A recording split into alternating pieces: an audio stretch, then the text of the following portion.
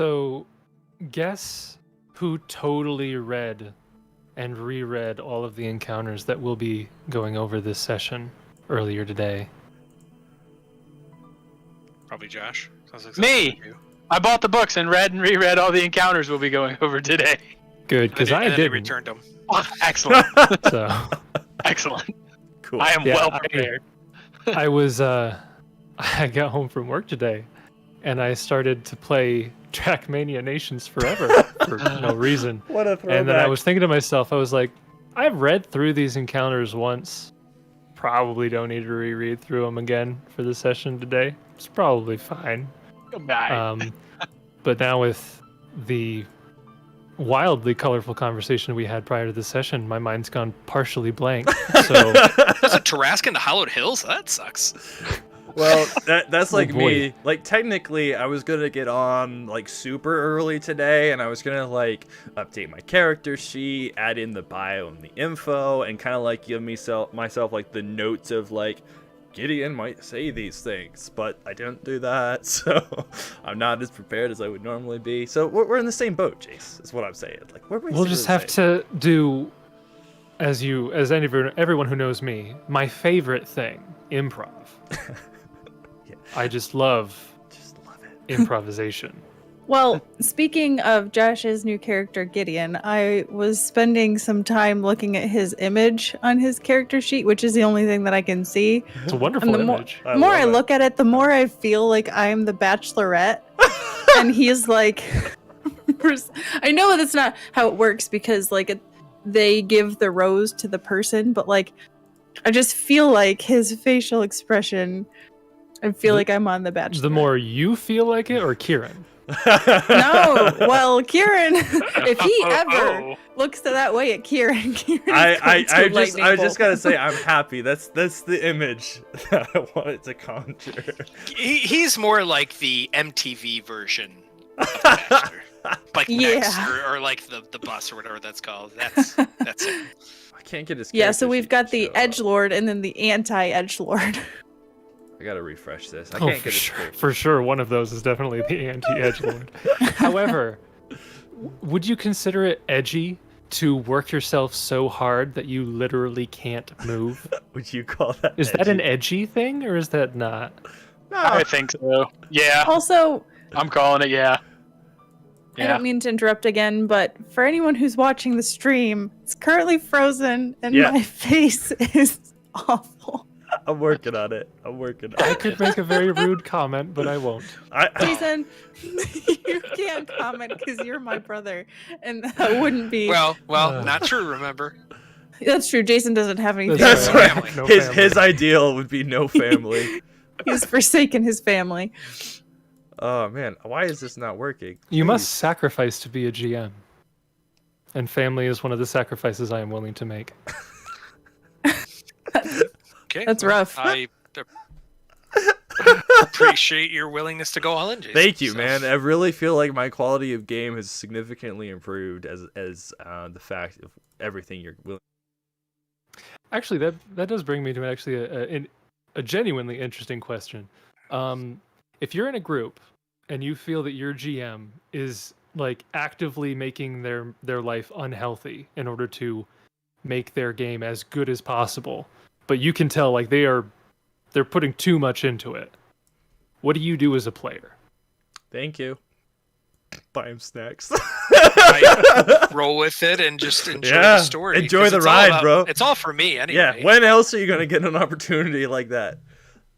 I'm sorry. I made my real answer. Obviously, I'd reach out to them to make sure they're okay, let them know that like we're all in this together, and that I'm gonna have fun no matter how much effort they put in, and in a list of priorities, your job, your relationships, your family, all that probably comes first, most likely, and like. Which brings us, Jason, to an interesting intersection. We've as a group wanted to talk to you. It's not that you're putting too much in. Honestly, it might be enough, not enough. Yeah. Okay. So even I don't feel like you're sacrificing enough. Like even for our enjoyment today, for example, you admitted that you decided to play video games, Trackmania that's no less, disturbing. than to Yeah. make sure that we have a good time. To be Yeah, fair, it was frankly- only one track. It's only like an hour getting the game to work, so To be fair, it was only one track, he says. Cut me some slack. anyways. Oh man. Right. So I last can't session. emotionally recover. Last session was a fairly emotional one. Wasn't any combat, wasn't anything crazy. What even but, happened? We threw nothing this guy in the important. ground and called it good. Oh, good. That's a Good. We need to summary. find Dahoud Wall's killer. Is what we really need Yeah. to do. Yep. So Yep. Yeah. If I remember That's where our correctly, focus- Aiden actually fell into the water from Oh, we dumped him off the four- tower. That's 4 right. stories Yeah. up. So Yeah. yes. yeah. Yes. Yep. So That his did body went a happen. little splat and then was consumed by the water nymphs. So Yes. But yeah, so you guys had done a funeral for Aiden, and all of the important people said their piece at the funeral, and then you transitioned into figuring out what your next steps were. And one of the first things that the group decided that they wanted to do was migrate everyone from Mistholm to Fort Trevalay, as it was a more defensible location. It was larger, so it could accommodate more people, and it was generally just a more comfortable place to stay. And that whole migration took nearly 2 weeks. Traveling there and then getting that many people to travel all the way back was a fairly slow process. But while at Mistholm, Navi was there and had been there for a day or two, so there was the opportunity to sell a little bit of the items and maybe buy a couple things that the group needed, some of the cheaper items. And upon returning to Fort Trevalay, you had learned that a very large number of rangers had slowly trickled Charging in battery. over those 2 weeks. Nearly 50 more rangers who had been hiding or patrolling or whatnot slowly joined back up at the fort. And at this point, you have nearly 100 people living at that fort now, which is a marked increase from what we had just at Mistholm. And you were given 2 reports. One, Cobb was mentioning how the Rangers were beginning to push back. They were beginning to pick off some of the remaining patrols of Iron Fang troops. However, 2 of their own patrols, 2 of the Ranger patrols, had gone missing at a place called Blooder's Bend, where they had a Ranger readout. And he was wondering if, since it's on the way to the Hollow Hills, if when you guys do eventually go out there, if you could check on that, see what happened to him. And the other one was they had a report of several other survivors having entered the Fangwood and seemed to be sort of lost. And you decided to check on the survivors first. They were more closer to you than the Ranger readout was, and they would need an escort back, so it wouldn't have been a one-way trip. So you decided to handle them first. You got there. They were very sick. They were actually all of them except for one, were infected with wolf in sheep's clothing parasites. But the 3 of you met a new companion named Gideon there, who heavy plate mail, not a paladin though. He not a paladin. Wait, did we actually take him into our party? I thought we thought he was weird. No, if I remember correctly, we ended with he doesn't have to stick around, right? Right. Once we help these people, we can all be ditch on our this way. you're gonna bring Naspin Jarth with you, that other guy that you met.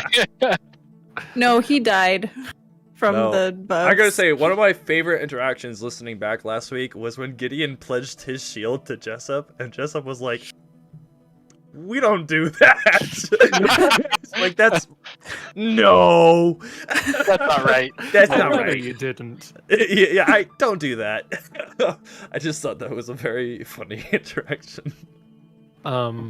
Yeah, so you found all of these survivors who were infected, and over the course of the next basically 2 days, working more than like, what was it? I think Gideon hit a 19-hour a day one time. He went way over.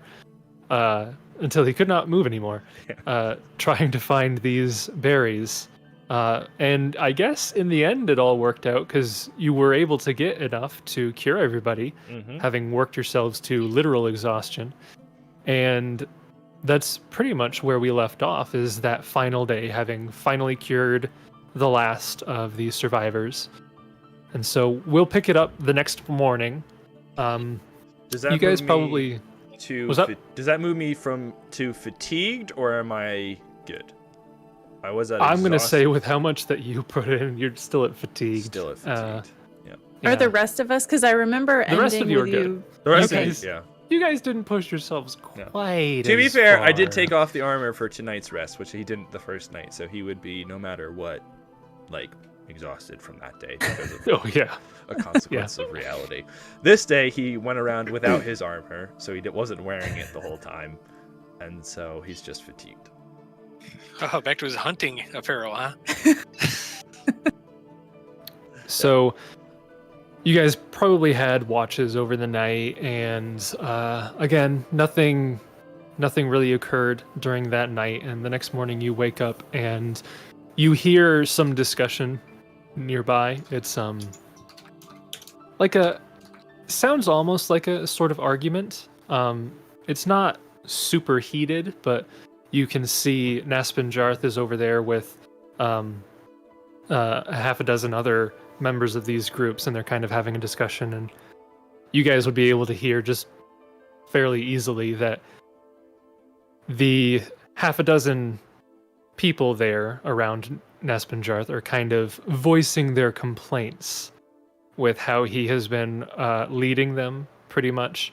And you can hear some of them throwing accusations, being like, if you hadn't just told us to eat the deer, we would have been mostly fine. I mean, that guy in armor came back like 3 hours after we'd eaten it, and he's over there kind of defending himself. He's just like, well, we couldn't know for sure. I was just the safety of the group in mind. It was and he's kind of fumbling his way into a sort of self-defense. But after a couple minutes, it kind of dies down, and he kind of sits on a nearby log, and one of those other 6 comes over to the 4 of you, and he kind of says, so we had a discussion, and we were wondering, well, first off, I guess we should ask, the 4 of you, are you part of a larger group like us, or are you just travelers?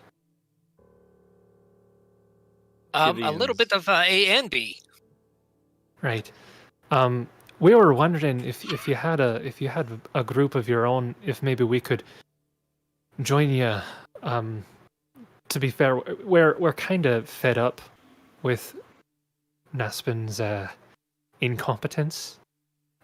We kind of followed his, leadership for a little bit because he seemed to know what he was doing, but I think we are all on the same page, and we don't think that he has any idea what he's doing. And we'd much rather be a part of a group with people who are at least somewhat competent. So, yeah, we were wondering if we could maybe join your group if you had one. Sure, Well- I don't see why not.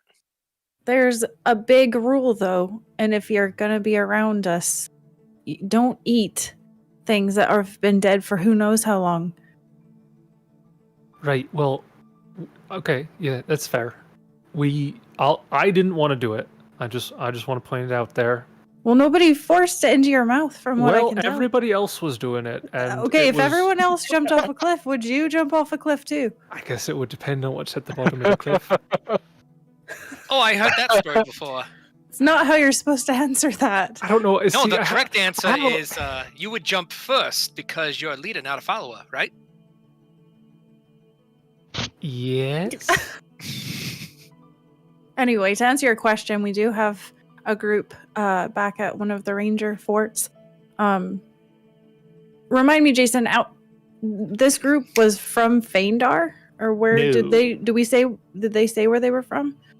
So if you were to ask them just general questions over the course of time that you were with them, where they were and whatnot, you would learn that Naspin Jarth and this group they fled a small town called Ekru when Okay. the Legion attacked. And actually, I believe that is on the handout map that I gave you guys. Let me pull it up here. Yes, Ekru, you can see it's like far west, right at the base of the Mindspin Mountains. We can't see it. Where is it? Yeah, I don't. I can. Well, it's in that. Feed. I can show it to you, but it's Oh, in the there it handouts. Ekru is to the far west at the base of the mountains. Right. It's not too so far from Longshadow. part of the red. Yes. Yes. So they would tell you that they fled when that was attacked, and they pretty much stumbled their way through the Hollow Hills and eventually into the Fangwood. And from that point, they kind of started to get lost, and because none of them have any experience navigating the forest. So, I guess 2 questions on that. 1, how did they cross the river? And 2, why didn't they go to Longshadow? Well, Naspen Jarth was leading them. Yeah, I mean, he is just super incompetent. They had to go through the river, past Longshadow, Don't worry about traverse it. the entire thing. What are the plains called there?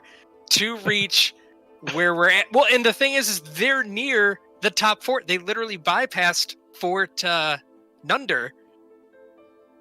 Holy moly! Yeah, But so these are the people that we found eating a deer I that mean, had I been guess, dead for how yeah. many days. Okay, they ate a roadkill quote deer. How did they survive that long, even to get to that point? Gideon will fill you in. He's not exactly sure, but he met up with them at that tail end of their journey in the Fangwood and was escorting them out. Yeah. He had he previously... yeah. He was traveling south and ran into them on his way down. And if you were to go over to Naspen and ask him some of these questions, he would kind of fumble his way through an explanation. He's like, "Oh well, I mean, we went north, and there was a shallow part of the river, so we crossed that, and then we were gonna follow the river to get to Longshadow, but then we saw some figures in the distance, and we wondered if those might be hobgoblins, so we went a little bit more north, and then in order to compensate, we turned a little bit extra, and we just kept going that way because we thought if we kept going." After turning enough, we'd have run back into Longshadow, so we kept going, and then all of a sudden we started seeing trees in the distance, and then more hobgoblins showed up behind us, so we started rushing into the trees, and then we met that guy over there, and basically a miraculous level of incompetence and luck got them this far. While he's talking, Gideon will be passing out tea to the party members that he had some with yesterday. So they would have went north past Longshadow all the way to the edge of that mountain, and then cut over east past, was it Rada's Hollow and Radya's Hollow. Yeah. So there's a lot of distance between those places. So the sense that you get is they went too far north to avoid what looked to be a hobgoblin patrol, maybe, and then they tried to compensate by turning at an angle to like move back south towards Longshadow, but they didn't compensate correctly, and they just passed Longshadow and just kind of kept going and just missed everything and somehow hit into the forest. So like I said, either they have amazing luck or they're so incompetent that no one could track them. Gosh. Well, guess we're glad that you're still alive. Desna, whoever your deity is, they must definitely been looking out for you guys. Ooh. And you can see Naspen, he's kind of sulking over in the corner because they said that they didn't like his leadership. And any of you with like any amount of sense motive can tell he's just kind of sulking and pouting over there. Kieran's gonna walk over to him and like clap a hand on his shoulder, and he'll say, "Listen, Naspen, being a leader isn't all it's cracked up to be. It's much better to be a behind the scenes kind of person. There's less pressure, less responsibility. You can go do whatever the heck you want, and you don't have to answer to anybody. So, leading these people, you did what you could, but I think now it's probably better we take them all back to our fort. They'll assimilate with the rest of the people there. We've got a couple of people in charge. Just let them handle things, and then you can, enjoy yourself, kick back, relax. You don't have to worry about them spreading rumors about you anymore. You can be your own man. Go ahead and roll me a diplomacy check. It's not really a vacation resort, Kieran. 14. 14. That's a natural So- 4. You say this to him, and he kind of looks up at you, and he says, "You're probably right. I mean, I'm grateful for everything that you've done, and I don't know. I thought I could do better than I did. I admit it. Navigating the woods was a bit harder than I thought it'd be. I thought I'd be able to figure it out pretty quick, but I don't know. I guess maybe I'm just not as cut out for this as I thought. So you're probably right. Maybe I should just sit back and, let somebody else take the lead who knows more what they're doing." Hey, Here's the- Aspen. It wasn't all bad. Surely Desna did smile upon you. Jessup was right. Yeah, I mean, how many people may have perished between leaving where you said you were, that place, and getting here? Well, actually, we didn't really even run into any problems on the way over here. I don't know what it was, but we didn't really see anything. See? So, I mean, yeah, maybe you might have made some mistakes, but you successfully at least got everybody to us to, I guess, save you from dying. I mean, But we nobody did run did out die. of food like a day or two before we got into the forest, but Gideon guafs some tea back into his cup when he says that. Kieran? I mean, not by you wouldn't look by seeing me, but I've been starved before. And I kind of think I know what I'm doing. Kieran's going to get serious with him for a second, and he's going to say, "Listen, Aspen, I don't think any of us were cut out for this. You were forced to leave your home under duress. You didn't ask for this to happen. You didn't want to take these people, run for your lives, and head towards the Fangwood. So, you did the best that you could. But now, let's leave it up to the rangers who have trained for this sort of thing." all right. Yeah. Well, if you'd have me, I'd be happy to come with you and help out. I won't make too much of a fuss or anything, but I'll do what I can, I guess. I do have to say I was a bit lying about kicking back and relaxing. You will be expected to do some work around the fort. It's not going to be like a resort or anything. So I don't want to give you the wrong impression. I was trying to make you feel a bit better, but once you get there, they may ask you to do some things to help out. Well, that's all right. I like to think that I'm a pretty hard worker, pretty smart and good at things. Maybe. Not so much as I used to think I was, but Gideon see. will nod at him in a way that sort of shoves him off, if that makes sense. okay. Yeah. So, all right, well, let's get you guys to someplace safer with actual non-contaminated food. As they Okay. turn away and Naspin goes to rejoin the group and it's just the four of us left, Gideon will turn to these three. "Thank you. You honor Naspin. And Desna, by her mention." He'll look to Jessup. "It truly was only by her grace that they made it to me." Well, I mean, you did leave them to eat a rotting deer. "I am not perfect. I don't claim so." And Jessup laughs, claps you on the back. That's all right. Nobody's perfect. he'll laugh. Good sense of humor, friend. He'll run and spend the next 10 minutes putting on the armor. I don't think you're fatigued, so running you can't anywhere. run. Oh! He will walk over and put on You the brisk- armor. Power walk. He will power walk. Okay. Yep. You put on your armor with somebody's help. He can do it himself. Naspins. He's been That's his traveling duty. long enough. He can do it himself. It just takes long time, but he can do Right. it. Okay. Takes him 5 hours That's not correct. to no. Yeah. So you guys get around. You get prepared, ready to go, and all of these survivors also get all their stuff around, and you're able to start to lead them back towards Fort Trevalay. And it takes a little bit more than half the day. Around just shortly into the afternoon, you get back to the fort, and the rangers meet up with you, and they figure out what's going on and who this group of people is, and they let you all into the fort, and you are led back up to Cobb, who meets you in the war room, and he says, "Oh, thank you for that. I'm happy to see that there's more survivors out there. It's a shame that what they've been through, but it's at least good that they survived. The more Nirmathi that we can save, the better." Gideon awkwardly interjects himself into places that were obviously like, hey, who's in charge is only allowed into here. Gideon, without skipping a beat, is there.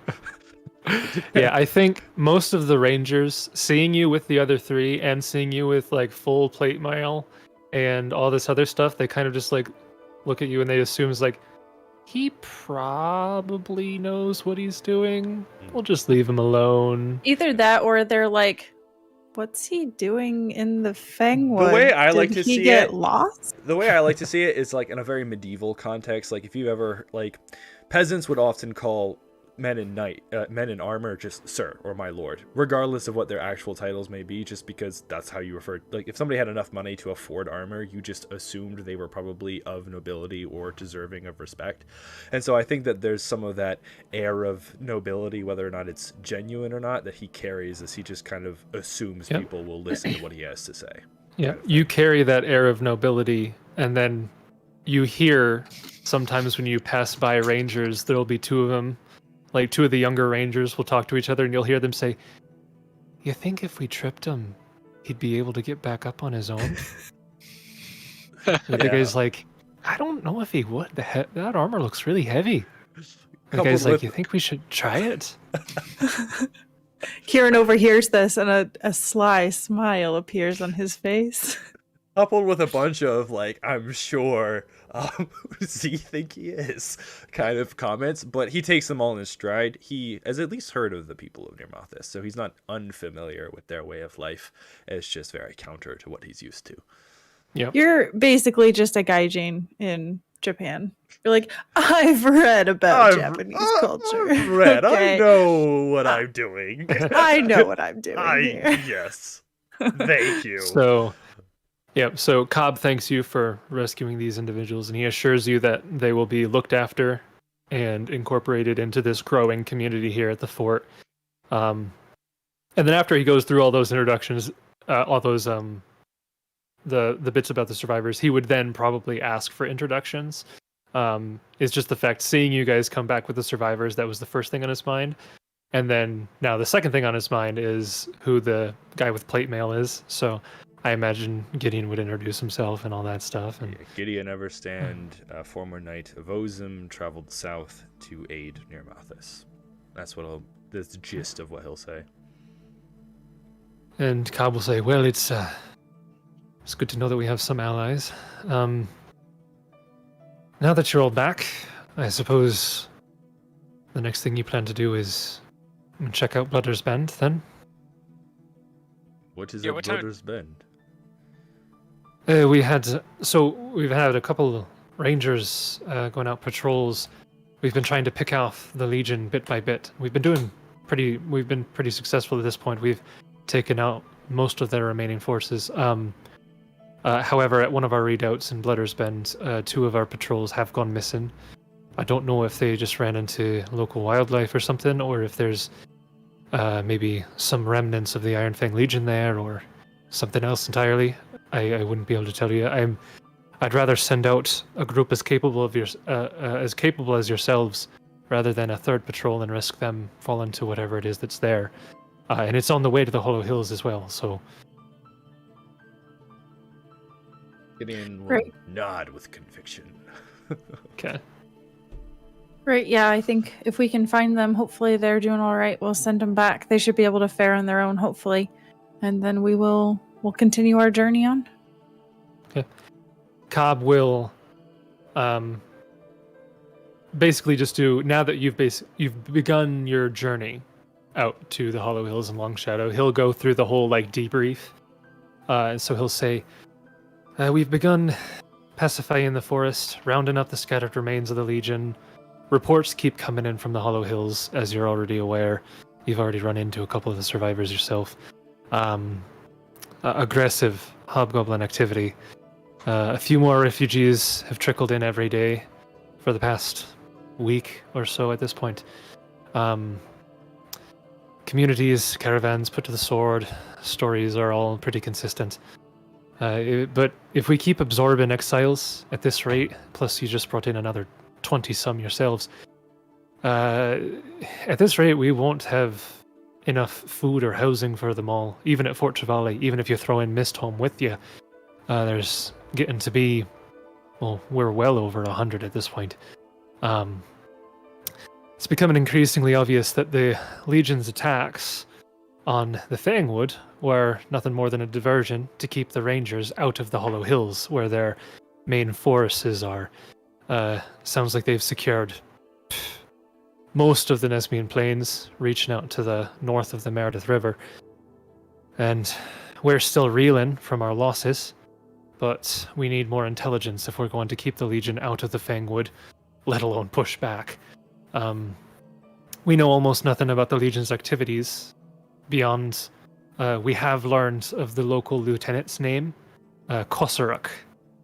And that's pretty much all we know about this lieutenant. Let me spell that in the chat for you. There you go. Thank you. Thank you. I was going to spell it phonetically, and it was coming out all wrong. Yeah, it's a tough one, I know. It's by the looks of it, she's seized dozens of villages at this point. The closest is Radya's Hollow, mining village. Only 30 miles due west. You could probably get there in a day or two if you headed that direction. It's not too far off your route from Longshadow. We have not heard any word from Longshadow. We've sent messengers, but whether they've fallen from the Legion in the area, not made it to their destination, or if they've been captured or died or something, I'm not sure. We haven't heard back from them. We can keep the forest secure for now. With our numbers, we can fortify ourselves and we can protect the Fangwood for the time being. But we don't have the power to offset a major offensive if they finish in the hills and turn east. So if anyone's going to stop the Iron Fang Legion, we need to know what they're up to. We need new allies and resources. And the way I see it, as you guys have already volunteered, more or less, you're the best ones to send out there and head to Longshadow, maybe stop by a couple of the villages that have been attacked, look for more survivors, and get the start of this war going, I suppose. Any of you... I have a question. Yes. Before you get into that, can Gideon look over the like the ledger or their reports or like how they're doing things and roll a check to see if he can offer some logistical improvements to make what they have stretch further? You can make a profession soldier or a knowledge. Ooh, what would that be? It's not really knowledge engineering. It's kind of tangential to knowledge engineering. I'll just roll profession soldier. Okay. Okay. 14. You can maybe give little tidbits of information. Roll a diplomacy check.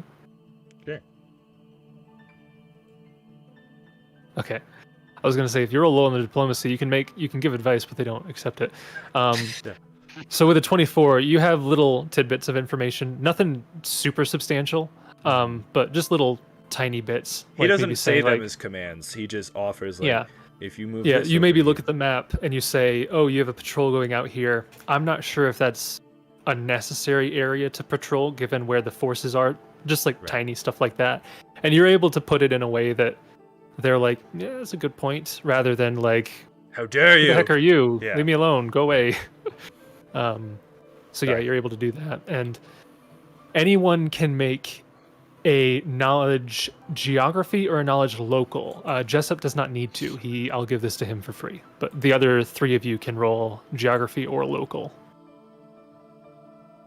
So we've got a 24 local for Gideon, a 17 local for Frampton, and Jessup rolled a knowledge local anyways. wanted to He got a see. 23. I rolled an 11.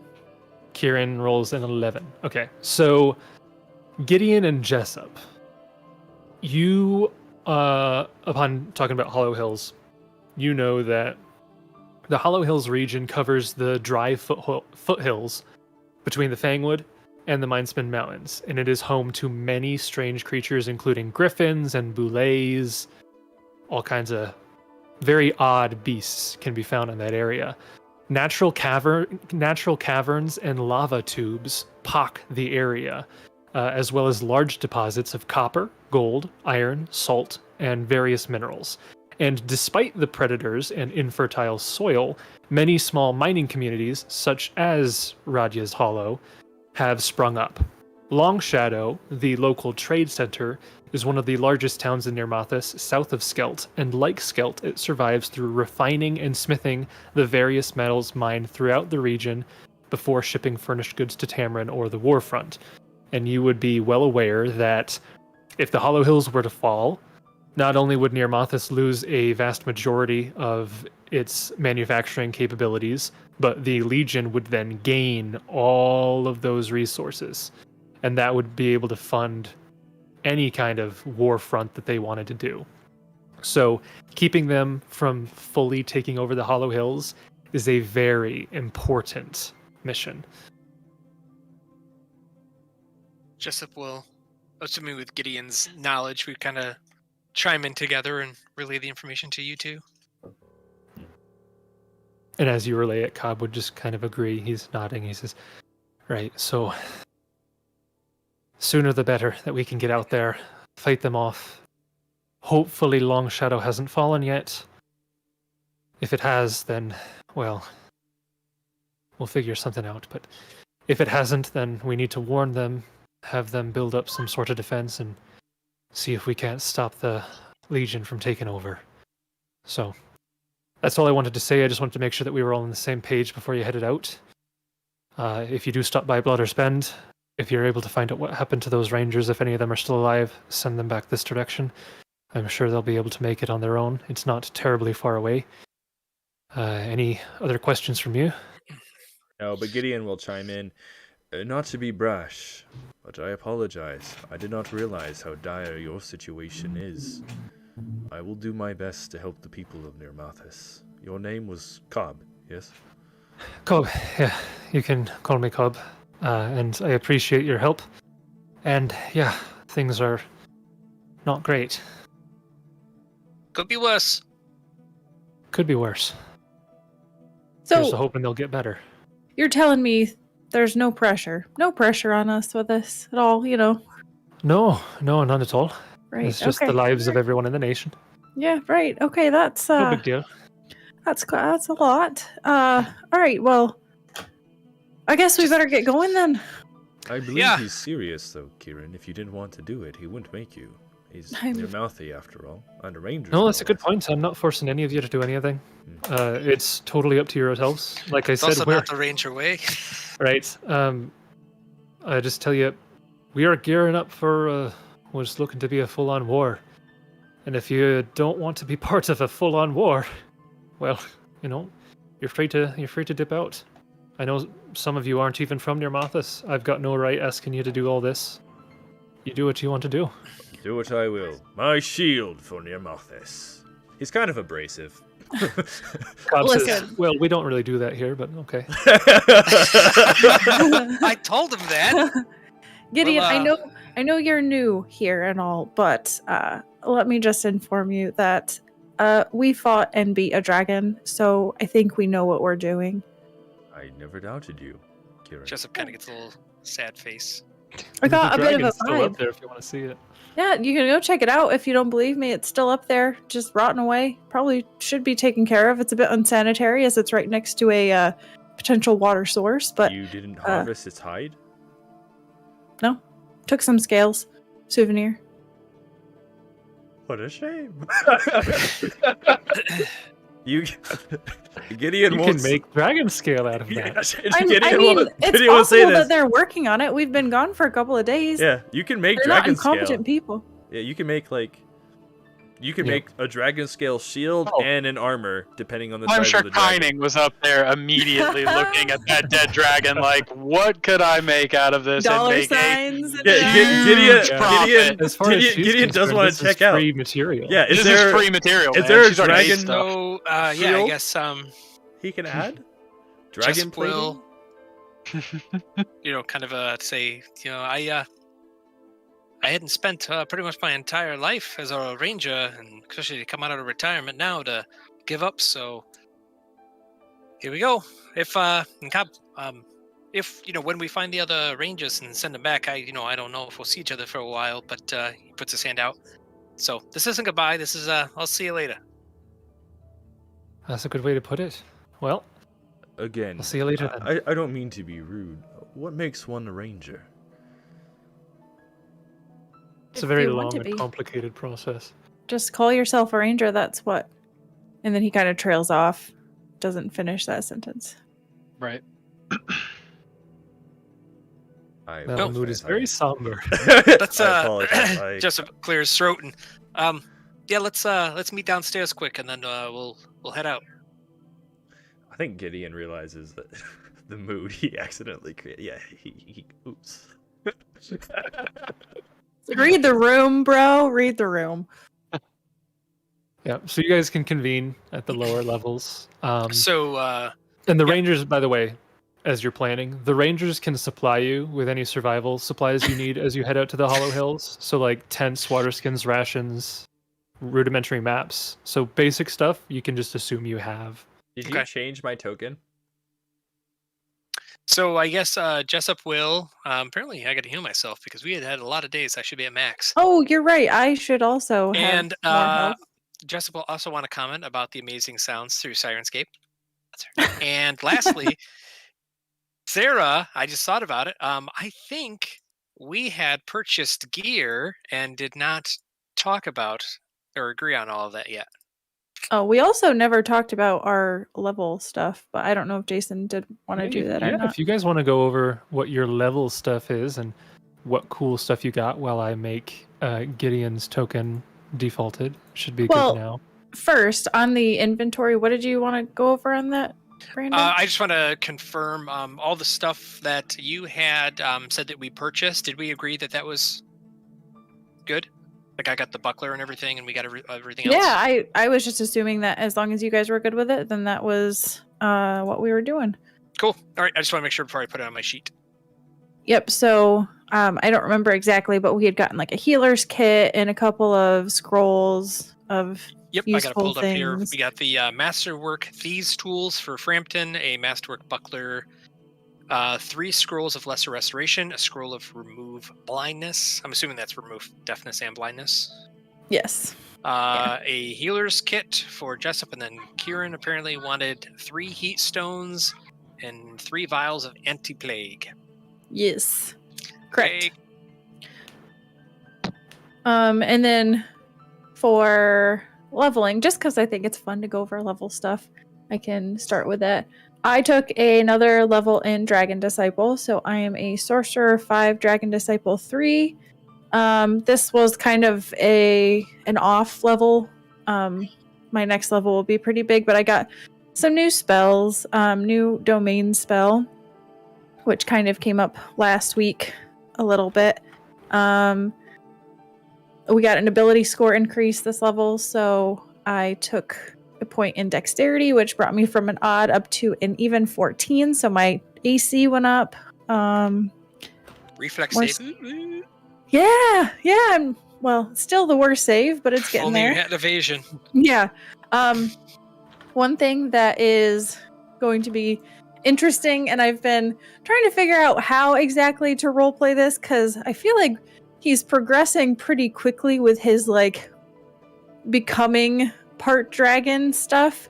So now Kieran gets once per day a dragon breath attack. Ooh. So I will be able to breathe cool. lightning in a line. Oh, it's almost like a Skyrim. You absorb the dragon's soul a little Mhm. bit theme Cool. going there. Yeah, yeah. I think Dragon Disciple, like a large part of the flavor is like you do so much study on dragons that you start to emulate them, and obviously you've got it in your bloodline because you have to take the draconic bloodline. But I like it that the more you study it, and then like with that encounter with the dragon, kind of was a big what's the word? I lost it, but it was like what kind of pushed Kieran to the next level. So that was my level 8 stuff. Nothing too major. What about you, Justin? I mean, Frampton didn't. I mean, it's like Sarah said, it's kind of an off level for him. He didn't really gain much of anything with it. Yeah, there's no new feats or anything. No, not really. So, you know, I think I picked up positioning attack, maybe. Interesting. But that might be about it.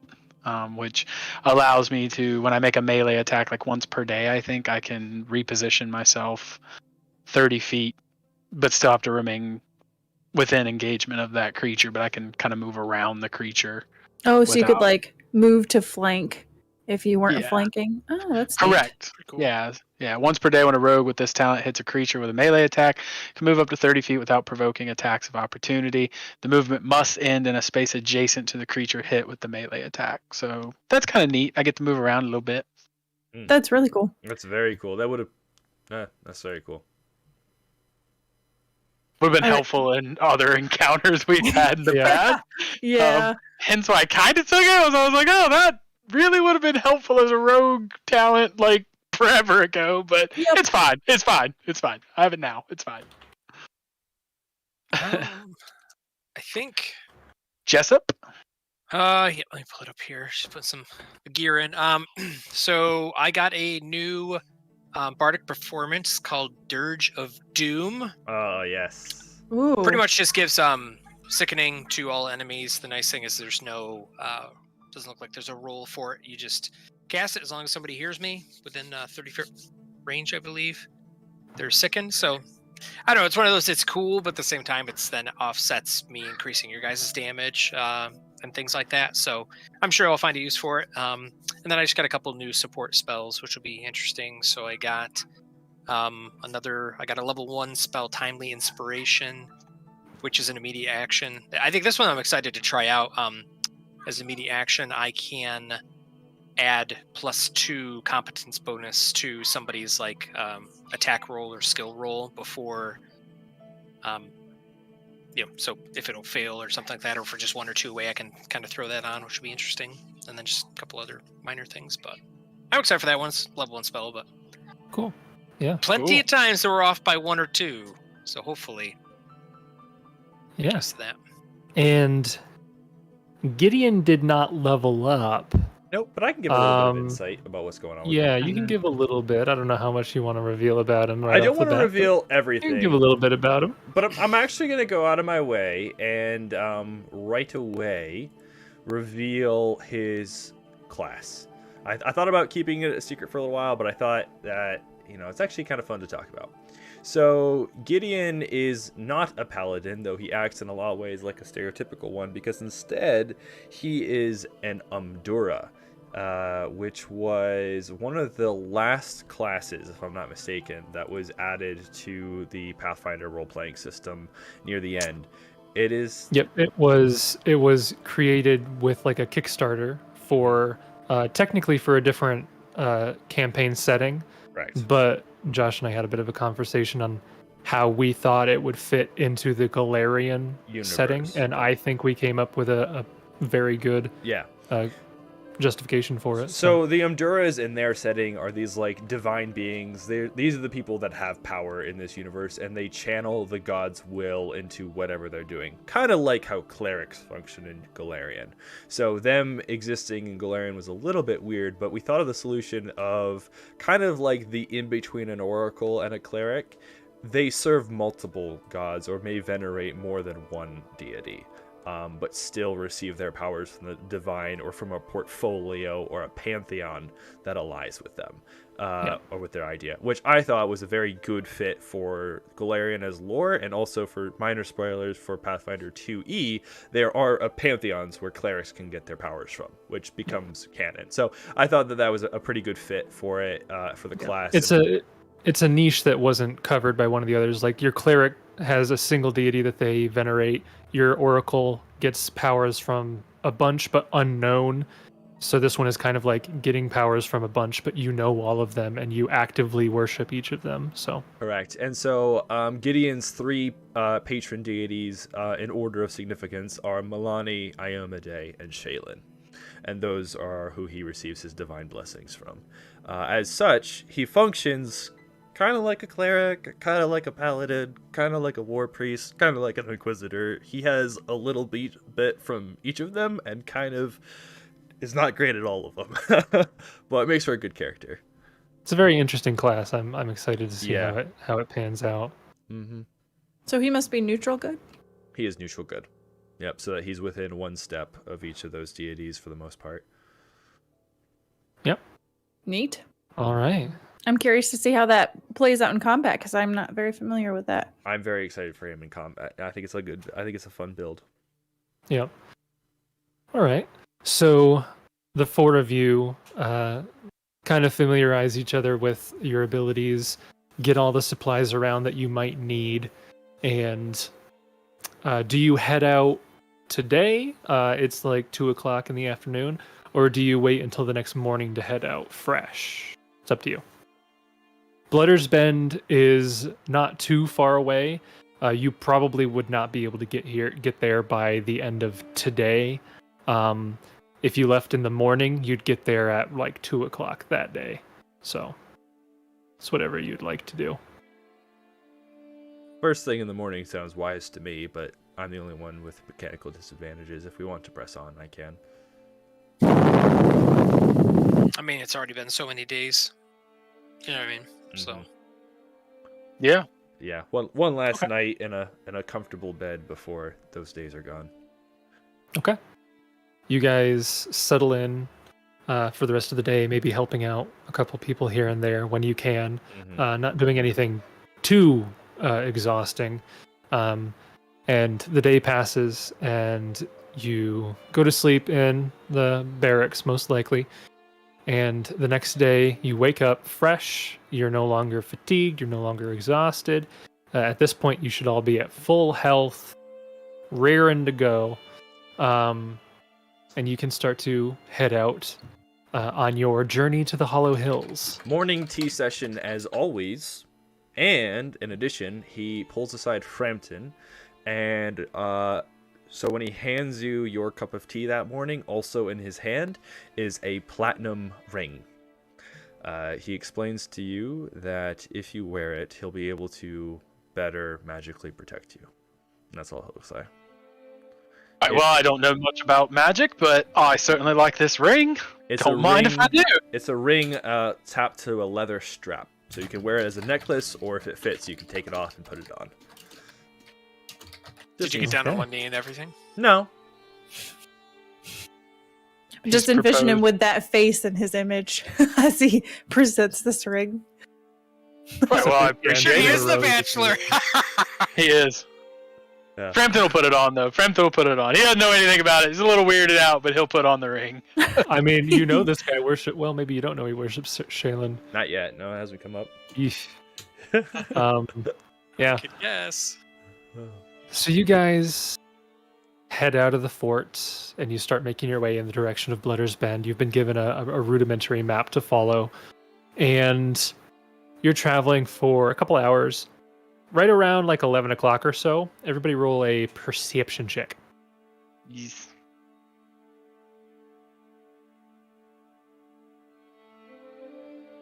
Okay, Gideon got a 27.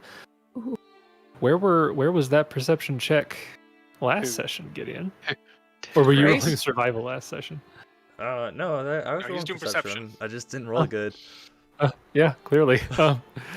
So 27, 14, 17, 9. So Gideon and Jessup, you both hear sounds in the not too distant distance.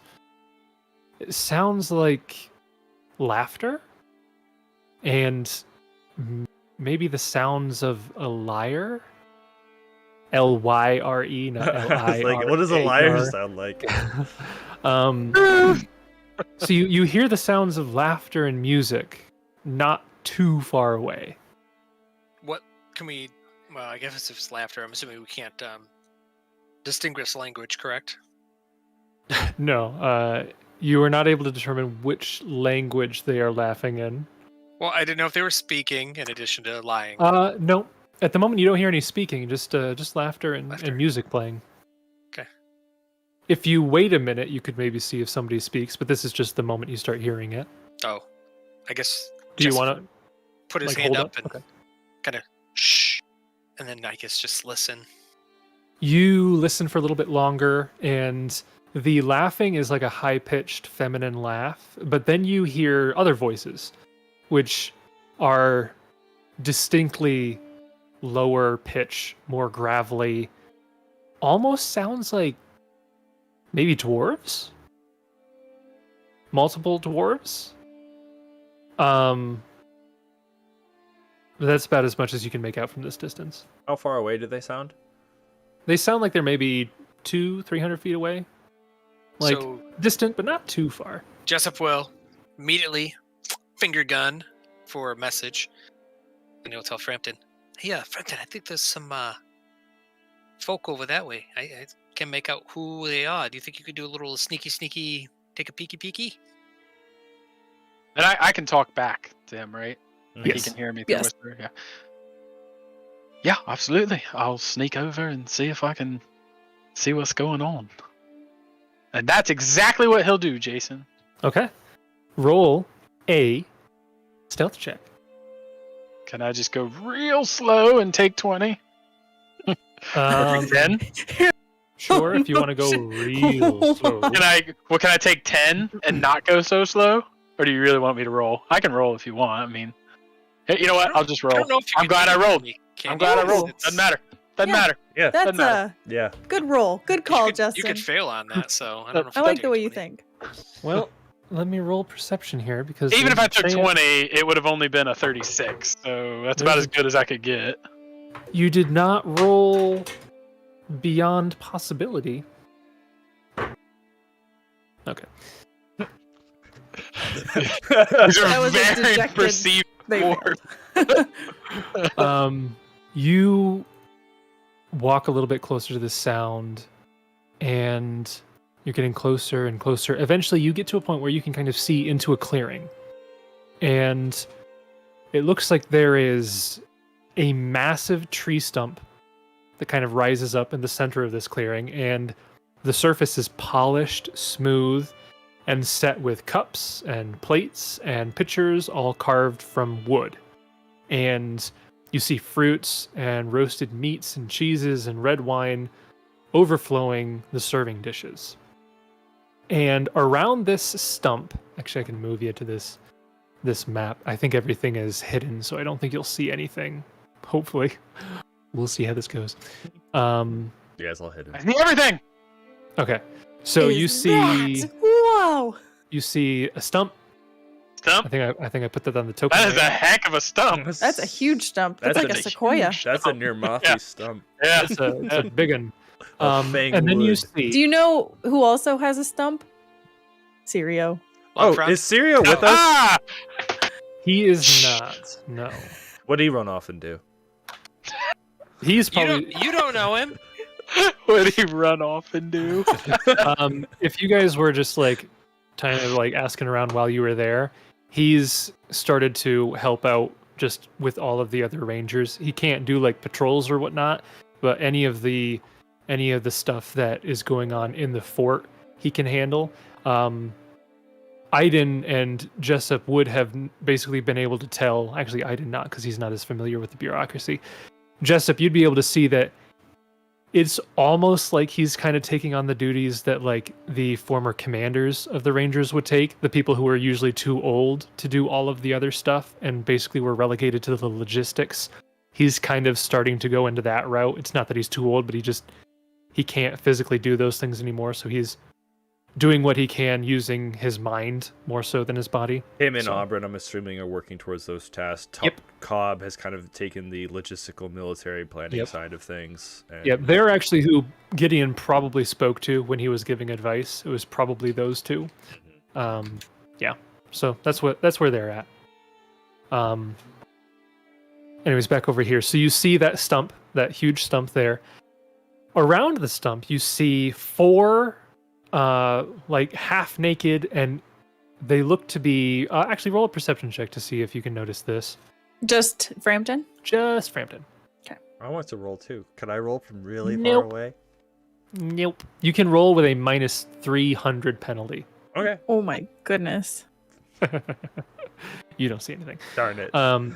Frampton, you see these 4 half-naked and exhausted-looking dwarves. Oh my! And I'll put them on the token layer here. So one of them used to be in your party.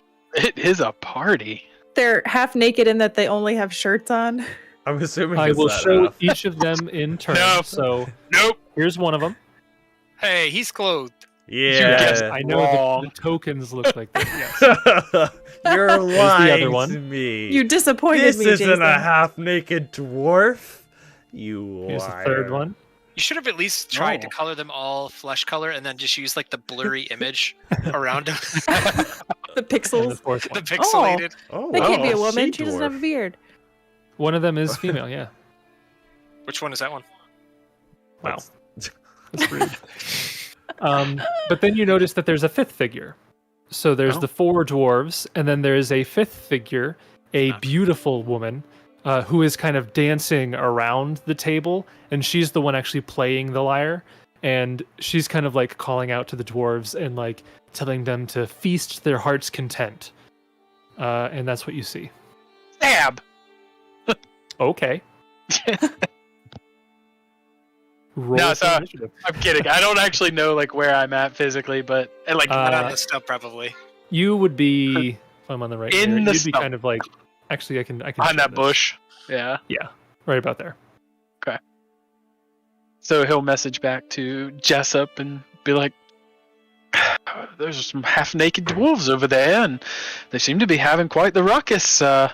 Beautiful woman playing the lyre. Something seems festive about them. Also, I'm fairly certain there's a lady dwarf. I didn't even think they existed. Frampton, dwarves do not produce asexually, but we will not get into that right now. You've They're They not spring out of spores. holes in the ground. I thought they were spores. You've You've met met people. Kaine. You've met Kaine. That was a woman? Oh my! Oh my! That's Well. terrible. I have some rethinking to See, do this about is my why life. she hates people. Yeah. So what's this female look like over there? The one dancing, playing the instrument. Is she clothed? The Yes. leader of our world didn't tell me that. My eyes didn't My eyes tell me. deceived me. Yes, it looks like a beautiful woman who is, in fact, clothed. Yes. Human? Dwarf? So with your perception check, she's not dwarf. She looks more human. Okay. It's hard to see exactly what race she might be from where you're standing, Okay. because you're like 70 feet away, 60 feet away, something like that. Okay. 55 feet away. Looks more human than dwarf, though. Okay. Yeah, she's a human, and yeah, she's got clothes on. I would say she's rather beautiful. Would you be interested in going and talking to her? I mean, don't know if diplomacy will help, but always we'll give it a whirl here.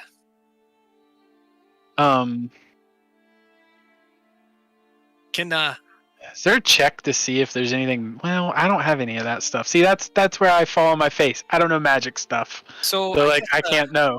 I Jessup can't will know. talk back, and I guess we can move in there and see what's going on. I just have a little suspicion that whatever this creature thing may be enchanting them with a melody. So Earplugs if you got them. Right. I don't have any earplugs.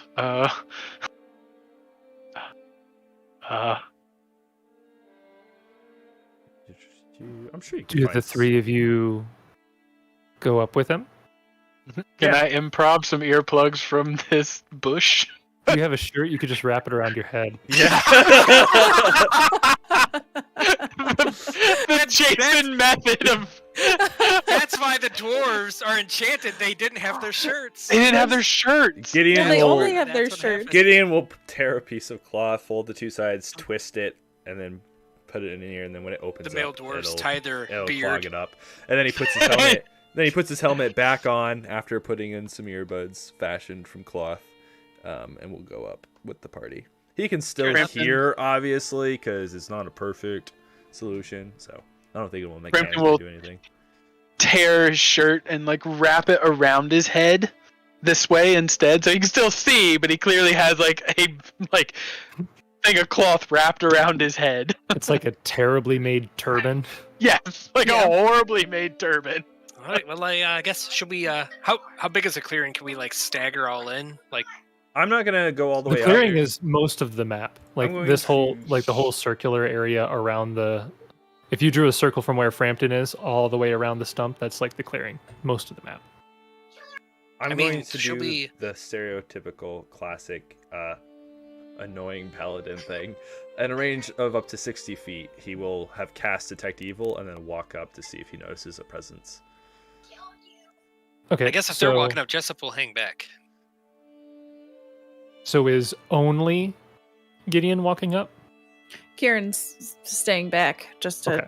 see how this And plays Gideon's out. only Okay. walking up to Frampton will where go with Frampton him. is. No, just up to where he is, because from here it's Oh, 60 okay. feet. And then And how far back are Kieran and Jessup? I'm where I am. Okay, so, I'm I guess if where this is the edge. where there's cover. so like where 20, 30 feet back. Okay. Yeah. Courage, Okay. you're a dragon. Gideon, roll a goodness. stealth check if you want. No. Okay. He cast Detect Evil from back here and then walked forward to see if there's any evil in his path. So you start Full walking plate forward. mail. Yeah. You You're like, detected on Frampton. it's a solid 30 feet before you even get up to Frampton, and you hear the voice of the woman kind of call out in your direction, and you hear a voice saying, is someone else there? By all means, I entreat you, come. We have a feast. There's plenty of tables here, plenty of plates, lots of room. By all means, come forward. We're having a wonderful time. Frampton will go, "Oi, that's not a table, it's a tree stump." An astute observation. Now, if you were to come forward, you'd be able to see it so much clearer. It's polished just like a table. Gideon will walk forward. Does he notice Oh any no! I evil? was about to say she's got a range of like 60 feet. Oh boy. I was like, "No, thank you." So Gideon starts to walk forward. By the time you get within 60 feet, you do Nailed detect it. evil. Oh boy. Okay. So 60 feet of here. So you want to go 60 back. feet of this, I'm on the GM. 60 feet of this spot All right, is so- where you detect evil. Let's move him back. So it was right where he was, standing next to Frampton. Yeah, she heard you Like like before that. a long time ago. But when you finally get up to Gideon, you do detect evil. Can he see her from here? Yeah, you see her. All right. What is it? Can I roll it? Can I roll a check? Roll a knowledge local. Religion. Oh, I could have rolled that. Let me just check to make sure that's what it is. I'm pretty sure that's what it is. It is a no. My apologies. Planes. Knowledge nature. Oh. Ooh. I don't have that. Does anyone in our party have that? I don't think so. Hello, I'm a bard. I didn't have it. He's dead. You're way back there. Um, You can't even see her. Yeah, so No, the two but of I you, have it. the two of you who are up front, you don't like. She looks like a beautiful, probably human woman. I'll focus. Maybe half elven. I'll She's focus got it looks like a wild side to her. for a second round with the detect evil. Number of evil auras, creatures, objects, or spells in the area, and the power of the most potent evil aura present. You detect a single evil aura.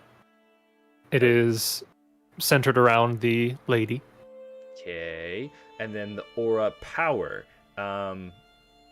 long story short, it's a lot or it's a not a lot based on hit dice.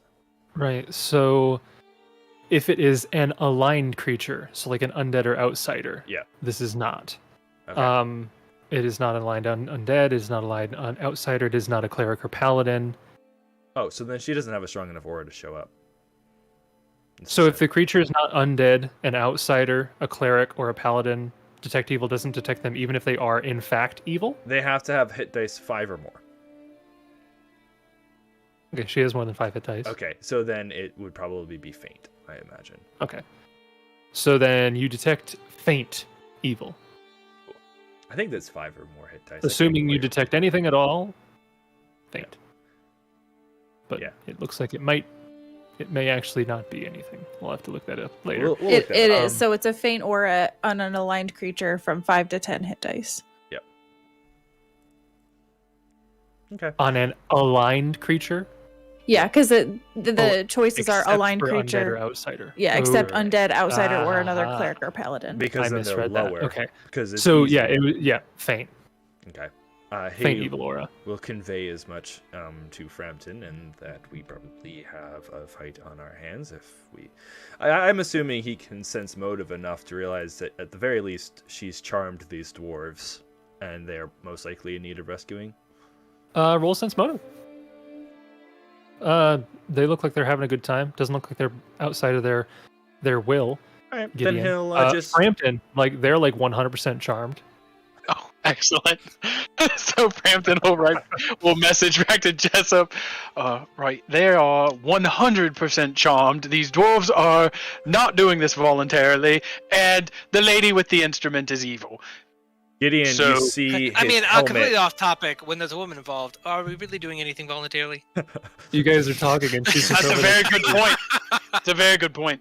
I'm She's just saying, as a married man. Anywho, Yeah. She's just over there saying, I don't know why you're waiting out there. The food's going to get cold if you're just standing out there in the You see forest." the helmet because he's got the visor on now, and you just see this plate of metal look at you, Frampton, and beneath it you hear a muffled, "You're certain they are charmed." Oh, yeah. I'm 100% certain. They You are don't- charmed. This is not a Actually- voluntary party. Actually, with my perception, I can actually hear everything you're saying, even though you're whispering. Well, mind your business. Come forward.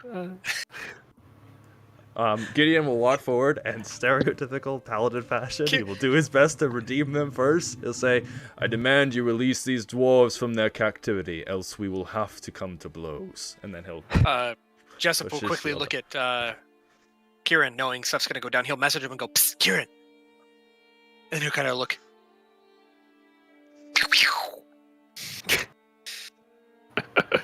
Can hear what we're saying. She doesn't understand charades.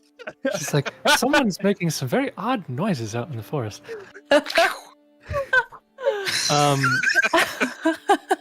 Yeah, Gideon, you step forward, you sail that, and she kind of laughs in like a very high-pitched, shrill laugh, and she's like, "Captivity? What are you talking about? Don't they look like they're having a wonderful time? Join us." I will not falter. Release them. She grows a bit more serious, and she says, "Please, I insist. Join us. And I need you to roll a will save." Okay, I will roll a will save. I just want you to know that thanks to my deific obedience, I have a +2 sacred bonus on all saving throws against charm and compulsion effects. This is a charm effect. Yay! Thank you, Milani.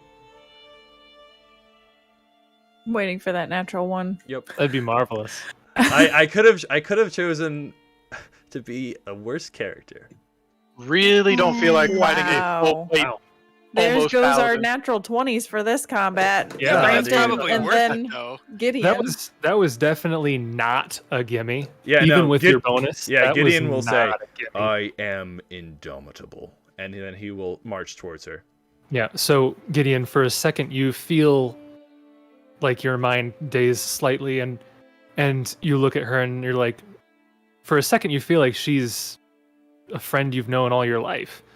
But you kind of shake your head, you shrug out of it, you say what you say, and as you begin to step forward, Everybody, go ahead and roll initiative.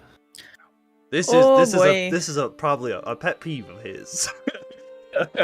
If I were to say, holding someone against their will, kind of a thing he does not like. What are you talking about? They're having a wonderful time. They're not Right. against their will. Kind of would like to smite this person. Oh, I mean, who knows? Maybe they just chose not to roll will saves. They're just like, eh. She says, I'm sure you're marvelous at parties. Wow, those are pretty impressive initiatives, actually. Yeah, this is pretty good. Okay, let's see here. So, Frampton got a 20. Not bad. Jessup got a 25. Not bad. Gideon got a 19. Also pretty good.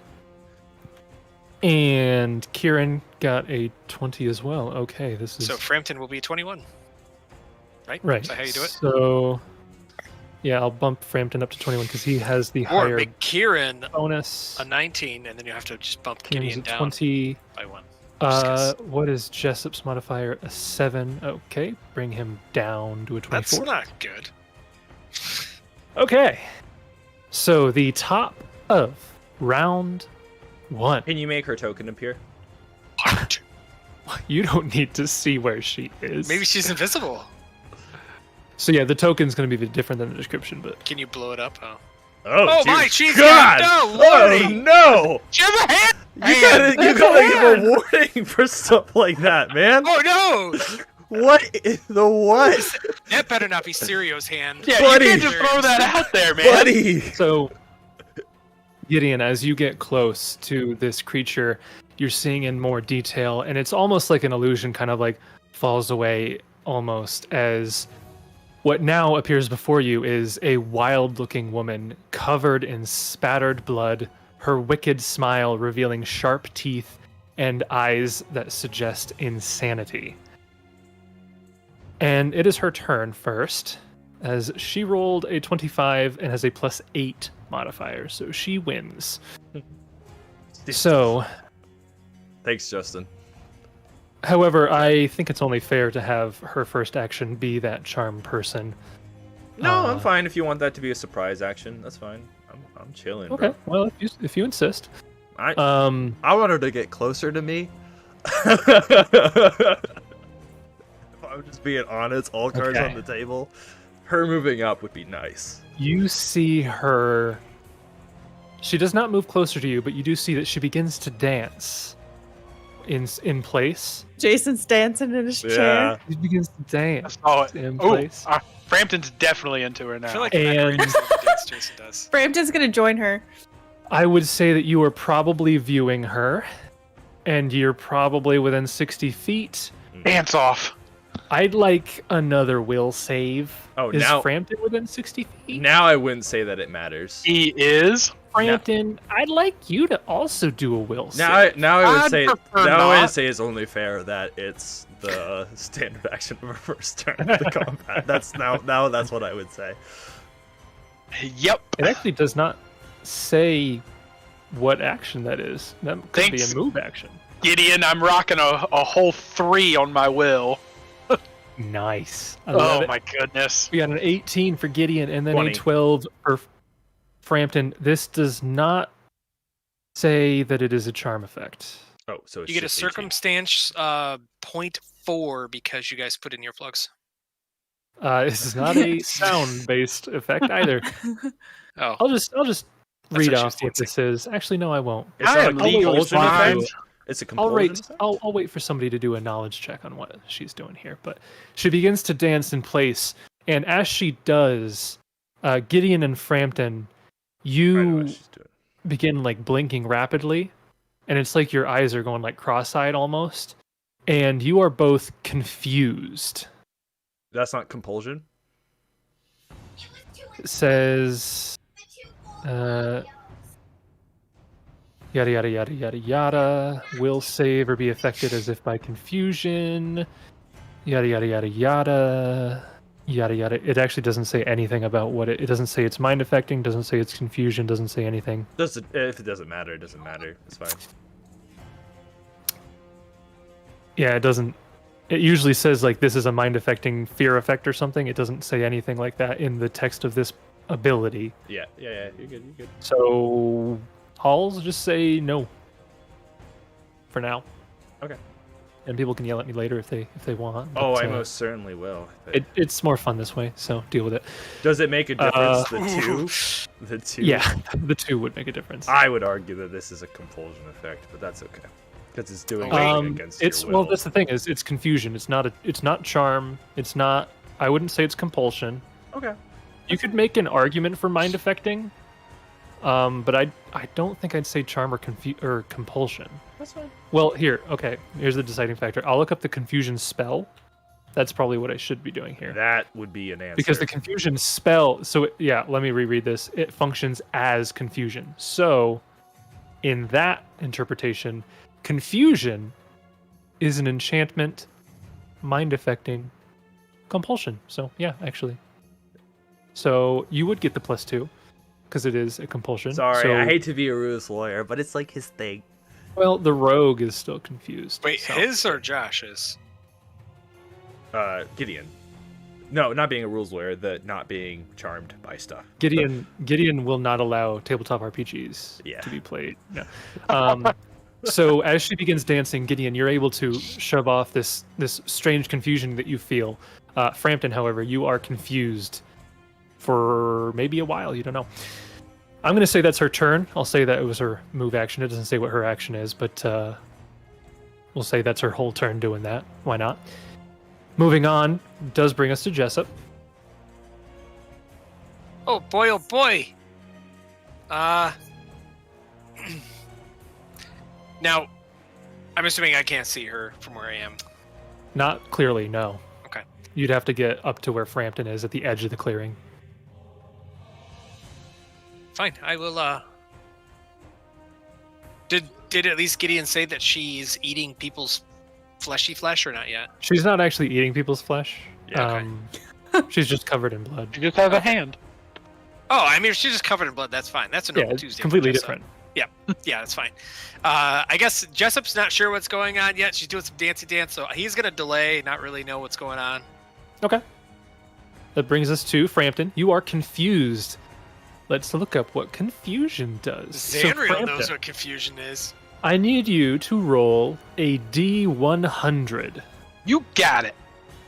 We'll see what you get. Ha! 44. 44.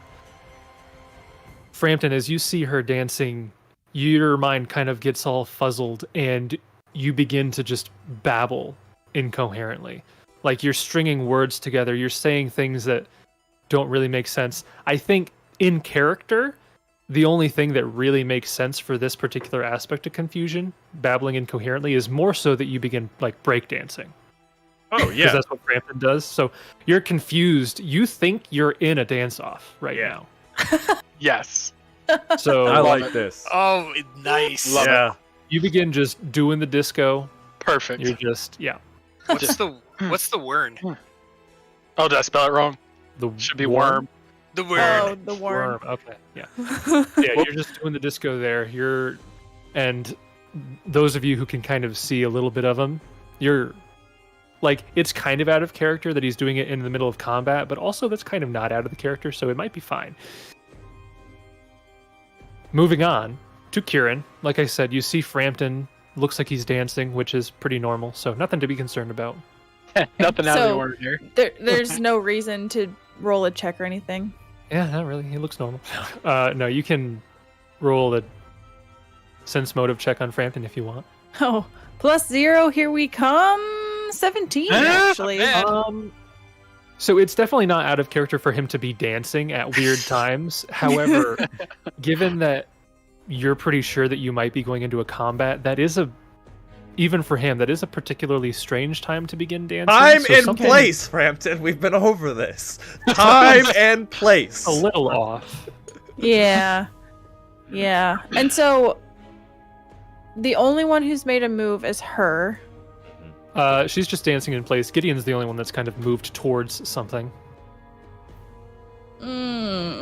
This is a tricky play. Actually, for flavor, I'll say that she climbed up on the table. Now she's dancing on the table because that makes a cooler image. So I'm Doesn't trying to change think anything, but- if I have any reason to think that she's a threat at this point, because she's just dancing. Oy, oy, oy, oy. And you said it's a knowledge nature to know anything about her. Yes, I and don't also you'd have have to be up close with Closer. Frampton to see her to make that check. Oh, bother. Kieran will.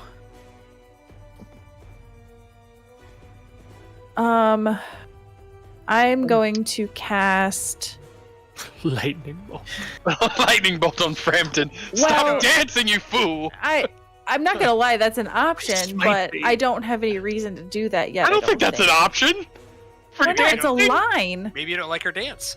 It's a line attack that could just go like I straight think he at her. means targeting it at Frampton. Oh, like- I meant shooting it at Frampton Oh no! for dancing. I was like, why is that an option? I was joking.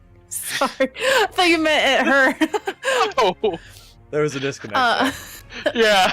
I'm gonna cast shield just in preparation of a combat. So I'm gonna cast shield, and I'm gonna, for now, I'll just take a 5-foot step just to get a little more visual on what's happening. Maybe step outside of the tree line.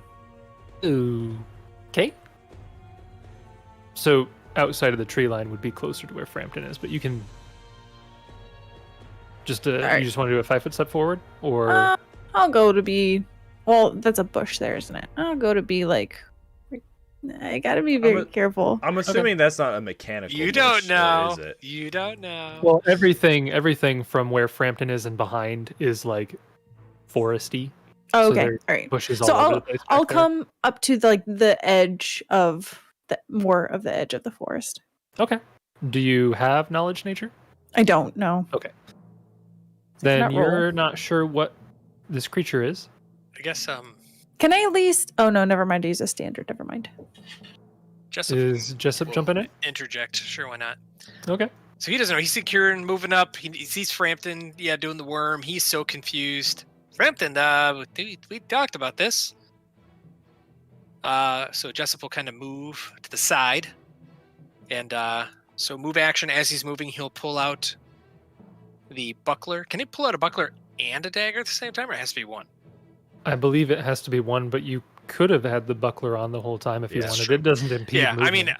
okay, yeah. So I'll have the buckler. So I pull out the dagger, and all right, am I close enough now to do a knowledge or no? Not yet. Yeah, roll a knowledge nature. Just nature. See if you can figure out any information about this creature. Sure, why not? I haven't done it in a while. I'm gonna take my nat 20 for the day. Okay. What does that get you? 29. 29. You are able to identify this creature and get 2 pieces of information. Okay. This creature is known as a Maenad.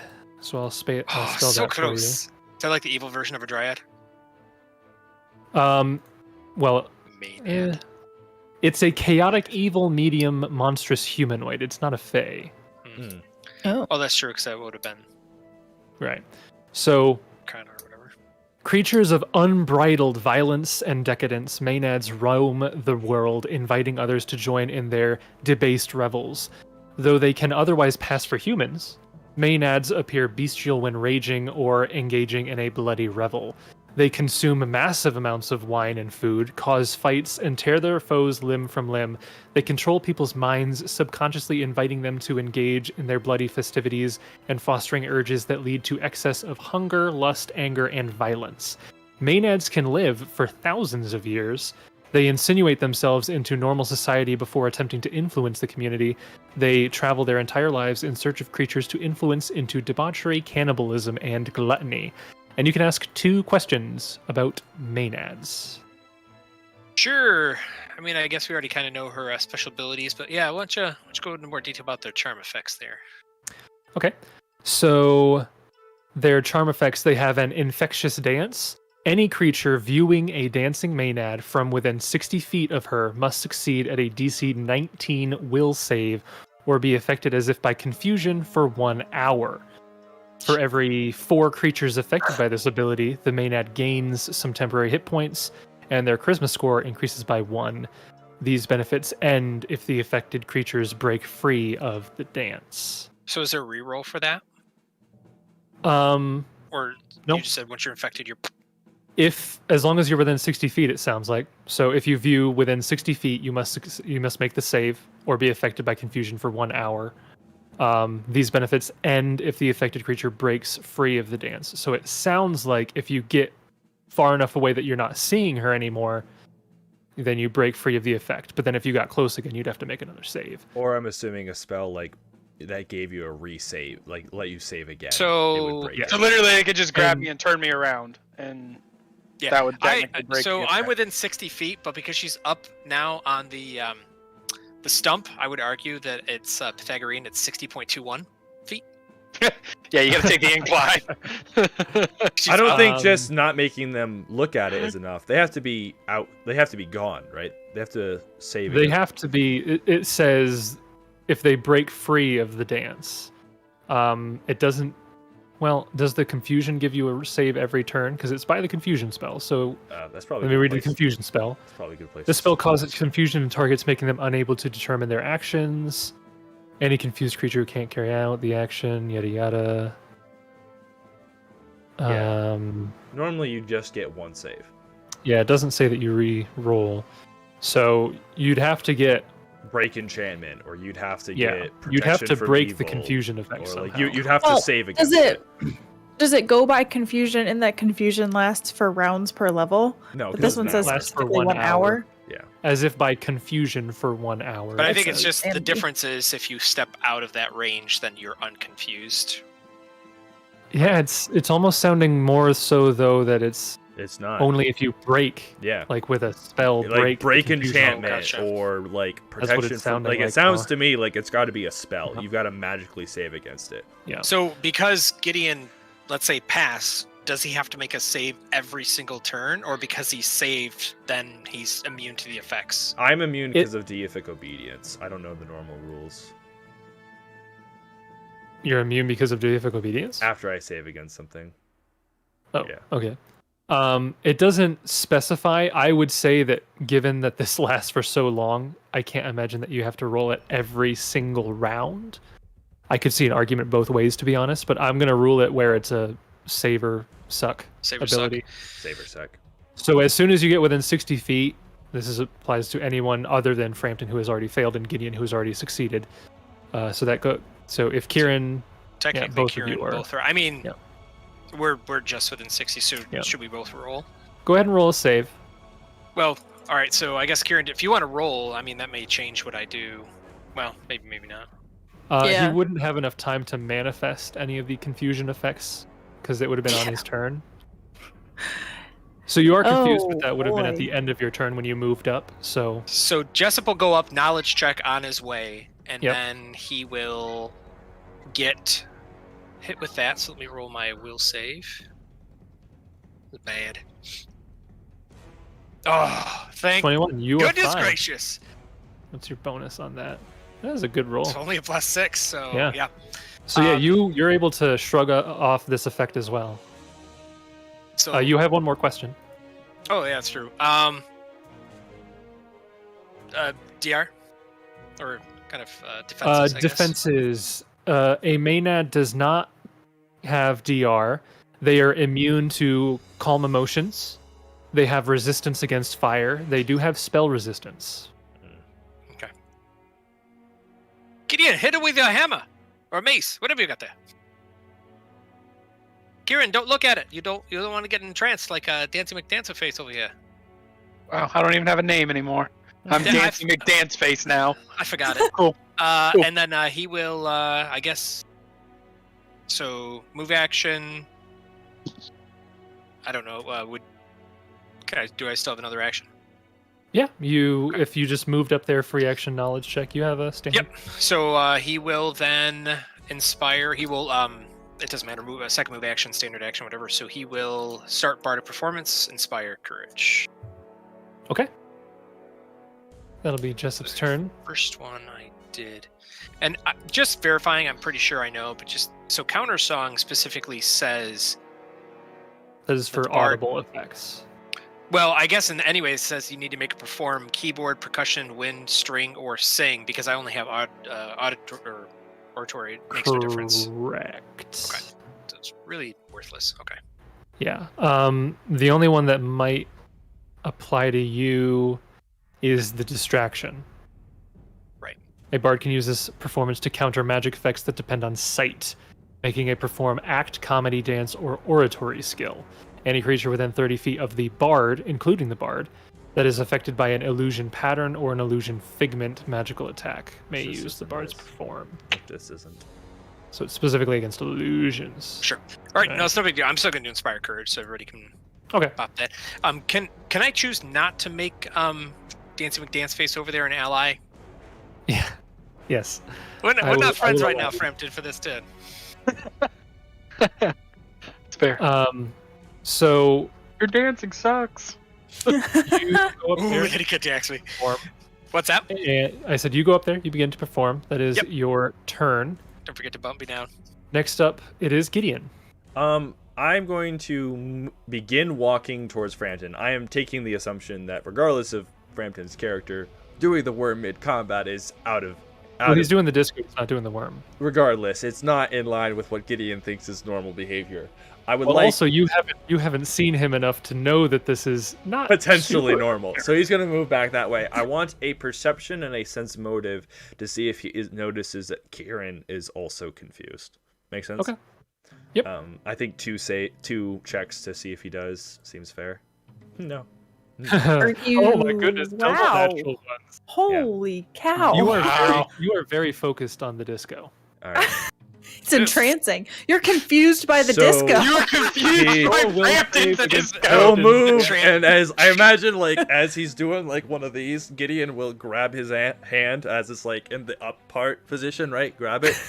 Do not falter, and he will cast Protection from Evil Communal, targeting himself and Frampton, each receiving 4 minutes.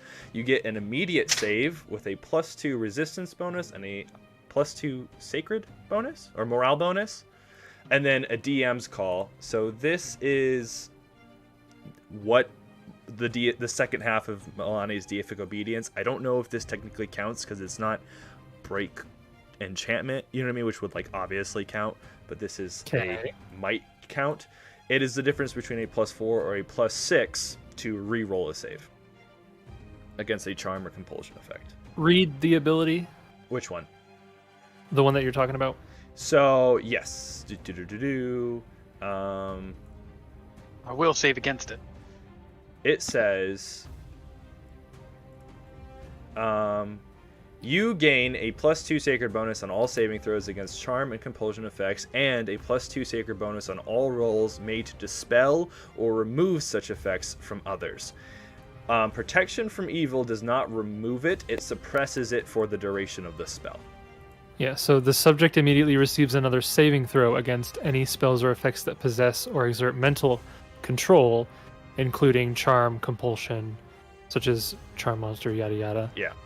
This save is made with a +2 morale bonus. What is the bonus that you give? +2 sacred bonus. So they would stack because would they're stack. different bonuses. Yeah. Yep. The effects resume when the duration of the spell expires. The duration of the spell for communal. Do you have to divide that? Yep, in Yes, 1 minute. divide the duration in 1 minute intervals. So how are you dividing it? 4 and 4. 4 and 4. Okay. So for the next 4 minutes, Frampton, you get another reroll immediately. With a +2 resistance bonus, a +2 morale bonus, and a +2 sacred bonus. If Jason says yes to that. Where's the resistance bonus? The first effect of the protection from evil provides a +2 deflection bonus to AC and a +2 resistance bonus on saves. Right.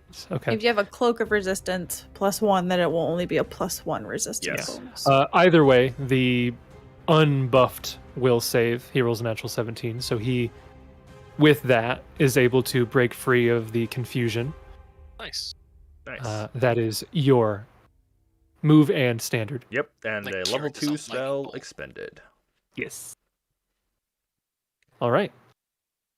After that, we will go to the top of the round. It is the Maynad's turn. She is going to move to the edge of the table.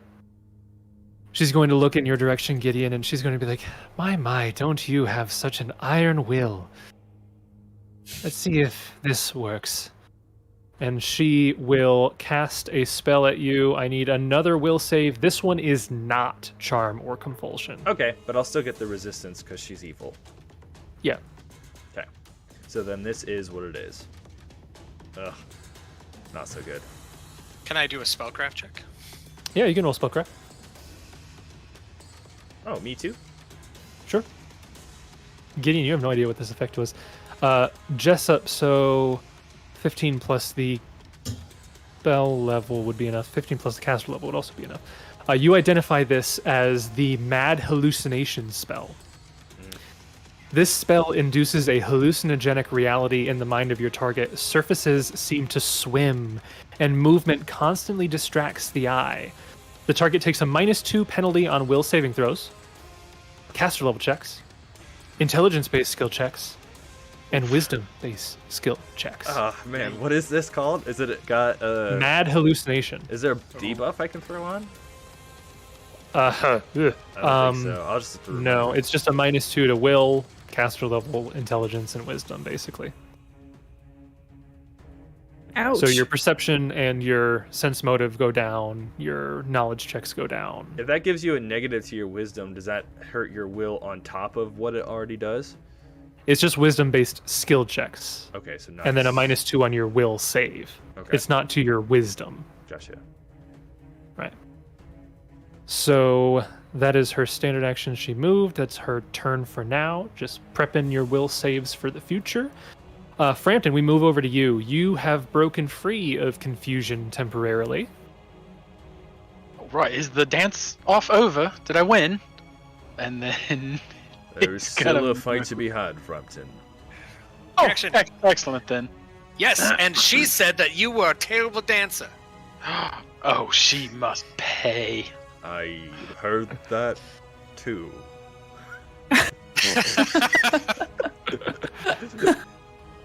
Frampton will move. Okay. She is, unfortunately, 35 feet away. Right? Like, come Yeah, on! that was 5 feet! Absolutely perfect. Oh, alright, so Okay. he'll double move right there. Okay. Ah. You double move up. All right. Kieran, you are still confused. Roll me Hooray! a D100. Sarah, do you remember Alright. the chart, Sarah? Ooh. Awesome. That's how not I good at roll. all. Fantastic. So we get a 100 on the D100. What's that mean? Did I roll that correctly? Because I feel like You, 1% chance. Frampton, Kieran, you are blinking, you're confused, you're trying to figure out what's going on, and you look, and within 15 feet of you, you see an enemy. Yeah, and I don't, you are going I to don't attack trust the him. nearest creature, which is going to be Gideon.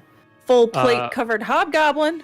So, yep, it doesn't specify how you attack. Attackers are, yeah. It doesn't specify how you attack. It just says you attack the nearest creature. So, Okay. Go ahead and kill him. I will draw my glaive. And with my Inspire Courage bonus, No, we're not friends. Your friends are not my friends. We're not friends. gave it Friendship, to me. we are not friends. You gave it to me. I'm actually going to look Um, up the bard and see how that works. I'm going to hit you with my glaive. You can try to hit me with Here your it comes. glaive. That'll 16. Miss. That'll miss. Natural 5.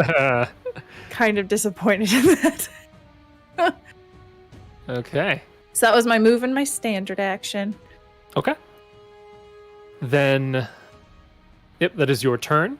Gideon, that seemed somewhat out of character. Again, you don't know him very well. Could be a Multhuni spy. Yeah. I don't think Actually, Oh, yeah. you wouldn't think that.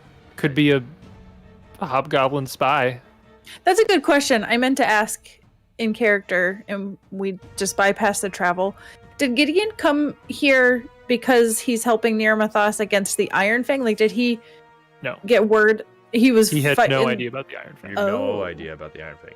He found out on his way south. Oh, Interesting. Okay. Hmm. So you Yep. truly did come here to fight Molthuni. Yeah, he came here Oh. to fight Molthun. Yeah, so and then it looks like you're Kieran's staring totally at one right now. yeah. he's totally Molthuni right now. Yeah, you he's- better he's- kill him. He's He's waiting waited a back long at time you. for this moment. Yeah, I could just throw away all my nationalistic pride. I mean, here's the thing: you've got a mad hallucination. You've got a penalty to your sense motive. So I don't know. I- He's suspicious. Don't know. After Kieran, it's back to Jessup. Kieran, snap out of it. Oh, crap baskets. We do. Well, drop performance. It will linger. And, let's see what I got here. I like to think that that's what he says in character. Like that's his reassurance. He's just like, "It will linger." It will It will linger. You guys will still hear me It will continually linger. helping to stuff. Oh boy. Oh boy. All right. So he will. I guess he could run over. I don't know because he attacked last round. If I run over here, could that provoke? No. From Kieran. Theoretically, I yeah. don't think so. So confusion says that a confused character can't carry out indicated actions. Skipping. Make Note that a attacks. confused character will not make attacks of opportunity against any creature that it is not already devoted to attacking. Okay. So Yeah. you're fine. So Jessup will kind of run over and. Gideon, we need your help. I'm not sure what Kieran's going to be able to do, but go run up and hit the creepy lady. And you should get heroism. Heroicism. Heroicism. You hear the lady from the distance. She says, "I am hardly a creepy lady." It's exactly what a creepy lady would say. I'm sorry, I was talking about the He would dwarf. say. Okay. So you run up, you give him heroicism. Brings us to Gideon. Can he attack from this diagonal space here? Yeah, there's not Okay. really anything stopping you. She is the high ground, but Yep. I'm gonna attack the female dwarf. He It's will. over. You'll see I've this never is seen one. shining It's over, armor. Gideon. The I have helmet high just ground. nods to you, Jessup, and then he'll say, "Release Kieran if you can," and he'll charge in and we'll attack with the enduring bloom. okay, you can certainly try. And you succeed. Is that like a 26. morning star? What is it? It is a morning star Nice. called Yep. enduring bloom. That is the name of the blade. Noise. Is Nice. that So- the name that you gave her? That's actually the name Nope. of the weapon. It is a magical weapon of very specific properties called an enduring bloom. Oh. Interesting. So you run up and you smash the side of her shin with this morning star. 26 will hit your target 10 points of damage. As I said, she does not have damage reduction. Looks like all that went through. And All right, all seriousness, how much did you spend on that morning star? A lot. Not A that lot? Much. Not that much, but a good amount. More than a typical magic weapon, but it can do cool stuff. It can it's do. only +1. It's not Do super. 1K on rose petals. Yeah. Strategic. Let's see here. Enduring bloom cost me 3,848 gold pieces. That's not a cheap weapon. Not No. not as much as I anticipated, but not a cheap weapon. Yeah, Yeah. it's only So different +1. than probably Morningstar and then just adding +1 to it. Yeah. Okay, after Gideon, we have the dwarves. The dwarves, upon seeing you attack this beautiful, innocent woman, you see all Oh, no. four of them kind of like jerk their heads in your direction, Gideon, and one of them yells, he says, "Leave the kindly lass alone!" And all four of them are going to move to attack you.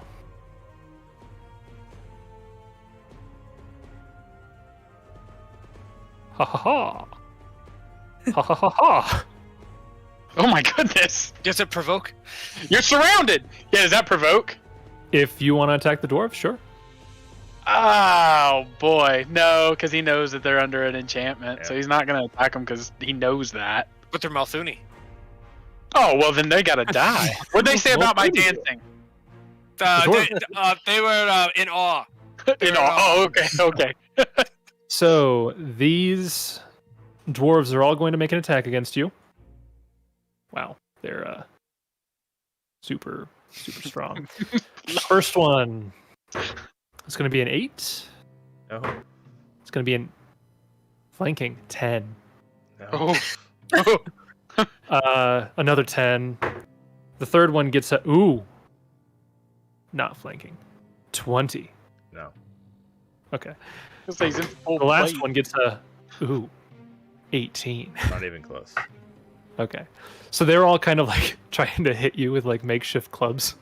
And they're not Leave her really alone, you bully! But he has like, a "Leave the house tankard alone, that's she's like talking to you. wooden tankard. Yeah. And that is their turn, bringing us to the top of the round.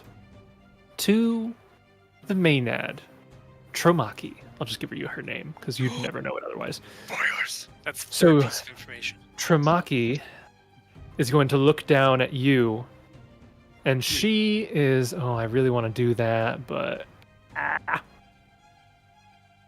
she's first gonna try to just. She's gonna test out your abilities. She's going to do a full attack. She's gonna start on Gideon because he hit her.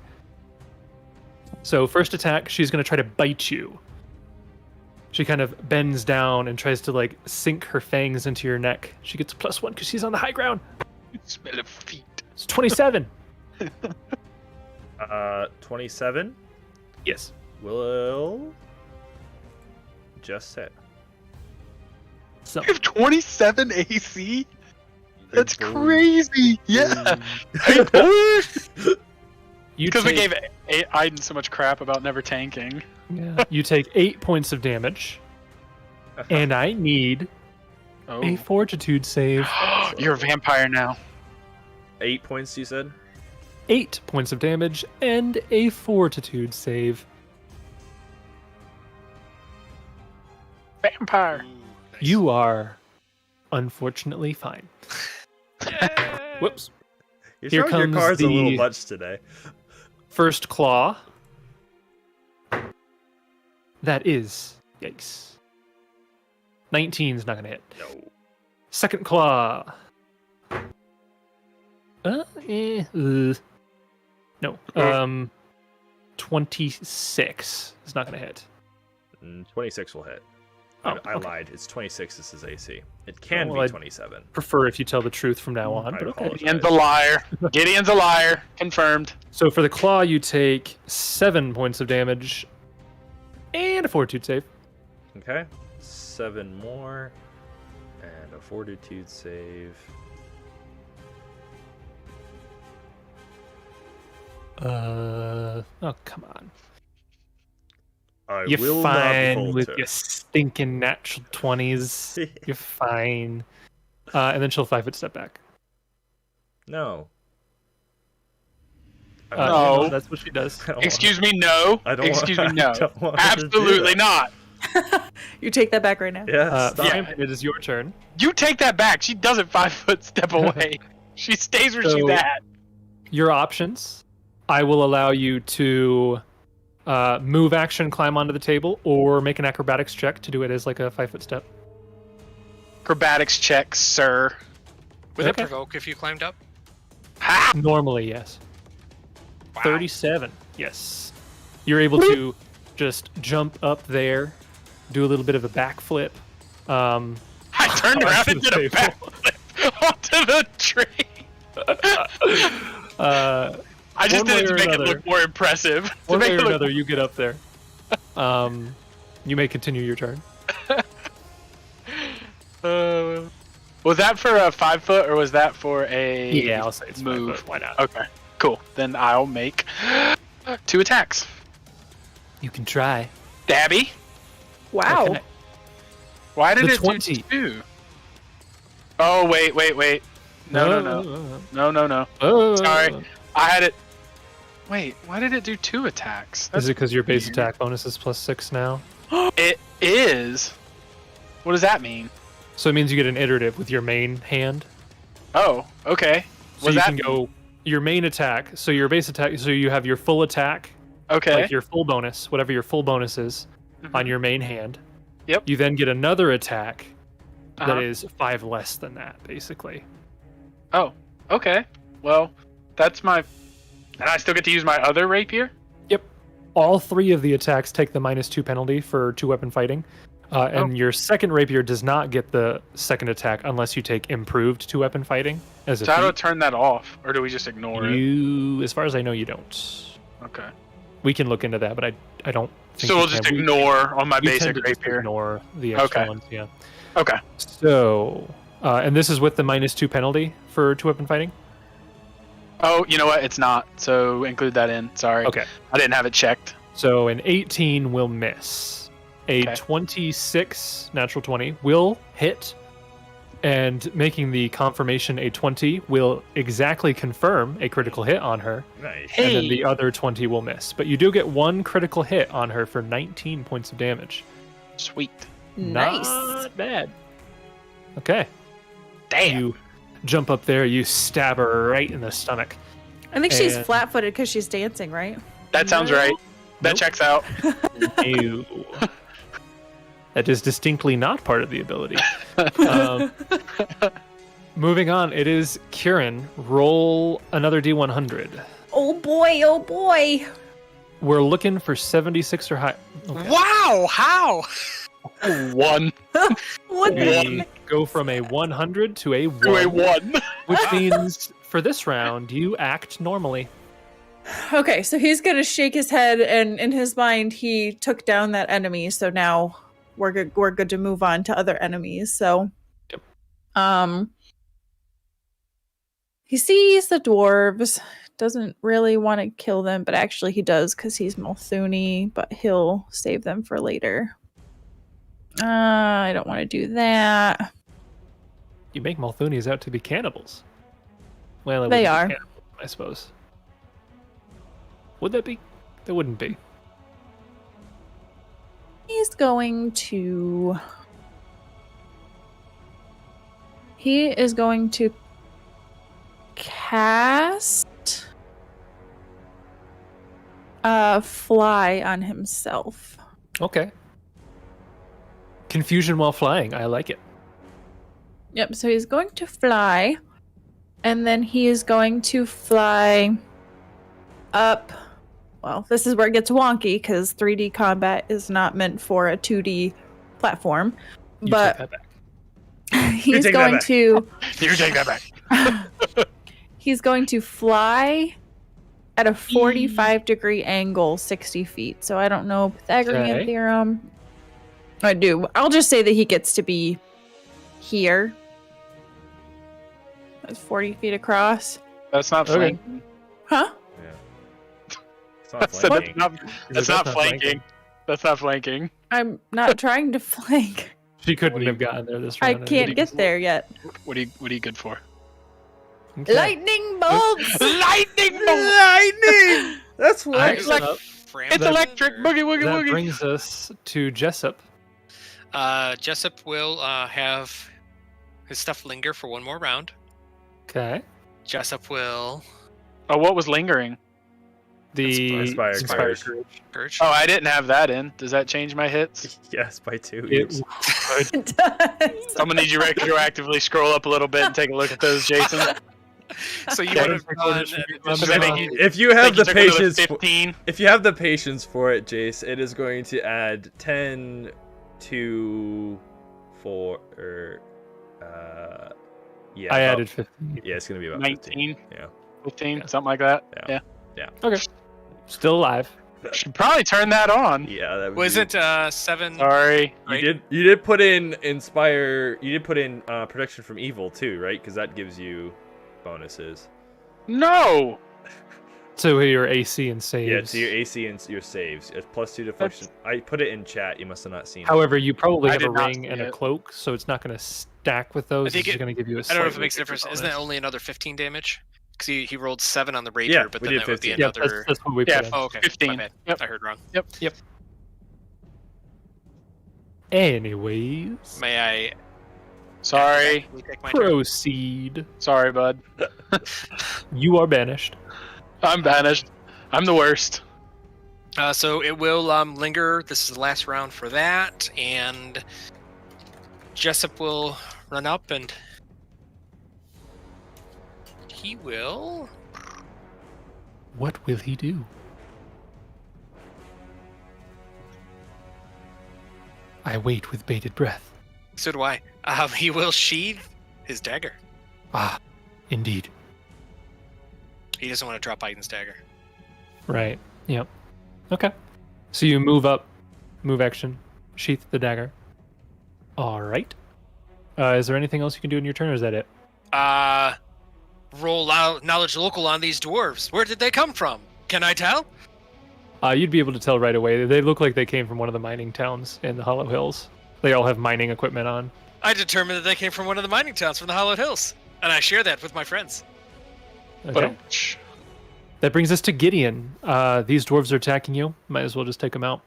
Ooh, That's not the don't- case. don't- If I don't attempt hurt 'em. the acrobatics and fail, does it consume a move action, or how does that work out? So you can either move action, climb up, or if you try to acrobatics, you will Risk take not the being move action and be stuck, and you could try it again. It's like you tried to get up there and stumbled back down, basically. But if you just like do a normal move action rather than trying to be fancy about it, you can get up there with this. It will provoke moving up. from everyone. Moving will provoke. 5-foot stepping Yes. will not provoke. Correct. If you want to risk the acrobatics in full plate, In full plate. Well, to be which I fair, encourage. I put a rank in there, or I put 3 ranks in there actually. Do you have a positive bonus with the full plate penalty? I've got a 3. Okay, So it's not give it a impossible. shot. Yeah, it's not impossible. How tall up does it look like from his perspective? So this stump is pretty much like a standard table. So I would say, what is that, 3 feet up? Does that sound about right? Yeah, about that.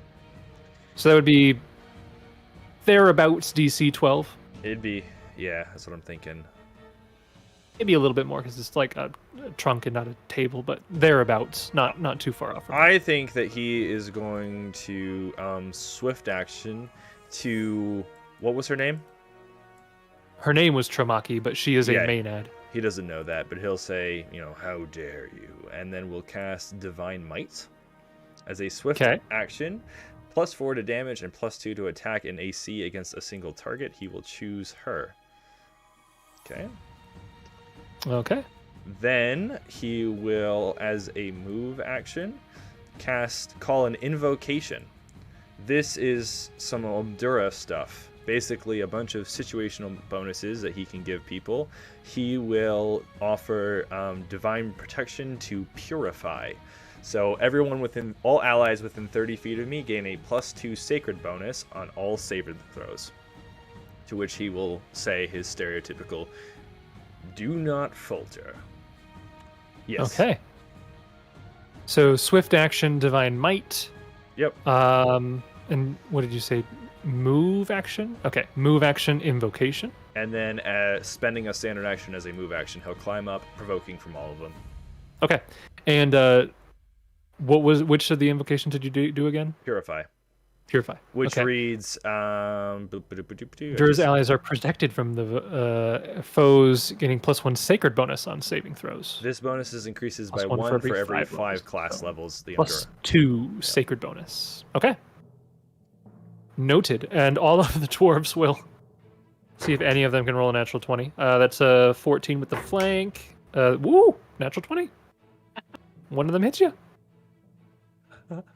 Natural 19 wasn't flanking for a 22. And then a 10 for a... I don't care. So one of them does hit you, though. Mm-hmm. So you're going to take a whopping... Let me see what their damage is. Actually, that's not terrible. Take 6 points of damage as one of them clonks you in the back of the helmet. Okay. And they say, "Get off the table!" And that's everything. Okay. Moving on to the dwarves. They're gonna start to try to... So these two... Actually, let's get creative here. These two are going to try to hit you, and then these two are going to try to pull both of you off the table.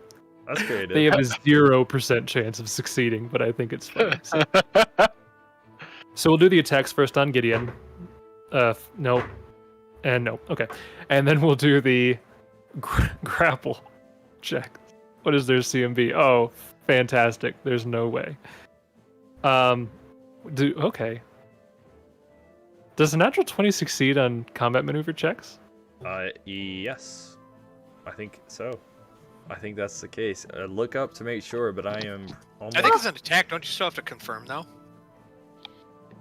It's not a critical, though. You're not Yeah. criticling them. You're just grappling them. Yeah. Interesting. So, Gideon, you are grappled. They can't pull you off in one round, obviously. No, but they just initiate a grapple, which will probably be broken immediately, but still. The one initiates a grapple, so you have the grappled condition. And then the other one, a 20 against Frampton's CMD. 23. Yeah, so tries to grapple at you, but you just kind of jump up a little bit, and they're not able to grab you. So that is the dwarves' turns. Top of the round, it is Tramaki. She's going to step back. Stop it. She is going to look at you, Frampton, and Hi she will there. say, "Kill him," as she points to Gideon. And I need a will save. This, for what it's worth, where is it? This How many is bonuses do I have? This is an enchantment compulsion effect. You have a +2 resistance bonus. Yep. But that does not stack with any cloak of resistance you might have. So if you have a cloak of resistance +1, this bonus is only another +1 on top of that because they don't stack on each other. And protection from evil. The important part was that It doesn't you give get them... another saving throw immediately. So the other bit Doesn't matter. does not matter. So it's just your saving throw +1, presumably. Plus 2 'Cause I more for the imagine- sacred purify. You said did. this was not a charm effect? This +3. this is not a charm, but it is a compulsion. Okay, so so plus 3 3. to this. Yep. Where's the other two coming from again? Purify. Purify, yes, your invocation. Yep. So So +3 on your 18. normal save. 18. DC 16. Nice. Nice. So it really came together with the...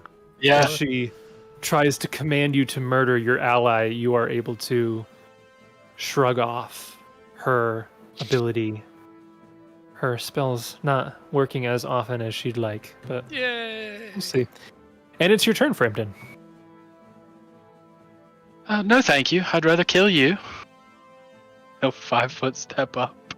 I'd really wish you didn't. I'd rather you didn't. Holy bananas.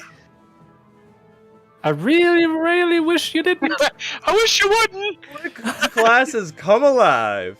Do you have inspired As a- courage in there? As a fellow I do. dancer, Okay. I do, and I have 2 weapon fighting in there. Okay. So. So everything's as good. a now. fellow dancer, I think you shouldn't. I really wish you wouldn't. Okay, so 32 will hit crit for the 30 to confirm, so that's 20 damage. The 11 will miss. The 28 will hit for another 12. She's still barely hanging on. Kieran, it is your turn. Roll me a D100. Get a 50. I want to see a we're- 50. We're looking for something 77. Oh my goodness. Good Uh-oh. stuff. That is going to be attack nearest creature. Roll me. Oh, that's not good. Is that Jessup? Who's Roll been me here? a D2. Oh, Oh, no. dear, no. 1 is It's either the Jessup, dwarf or the 2 Jessup. is the dwarf. Oh no. Lightning bolt! Lightning bolt right on Jessup. 1 is Jessup. I thought we were friends. Oh no. Would have been bad otherwise. See, here's the thing though, is I flew up to be in lightning bolt range. So I think he You- would you're lightning about- bolt. Get a lightning bolt to the face. Could you imagine if you had rolled 2 on lightning bolt? Oh, if you, yeah, you would have hit. Right? I know. You would have just massacred all of them. So It would have killed them all. Jessup, That would've I'm been so super sorry. But Kieran doesn't roll say a that. He thinks roll you're- a he thinks no, you're Kieran. evil. Kieran does not say that because he's not thinking. Joke's on Clearly. you. Jessup has spell resistance. Whoa. All right, so you need to roll a reflex save. 20. Oh boy. It's actually Aw. okay. So you save. Oh, I do? So it's only Oh, 35. just barely. Yeah, so you Still, take though, 17 points of So damage. you take 17 points of electricity damage. It's not terrible. doesn't feel great. Would have killed the dwarves, but Yeah. okay. Jessup gets a little singy and. Kieran, wrong. I thought we were friends. My butt cheeks. He's like, Um, Jessup, hold on, I'm taking out the enemies.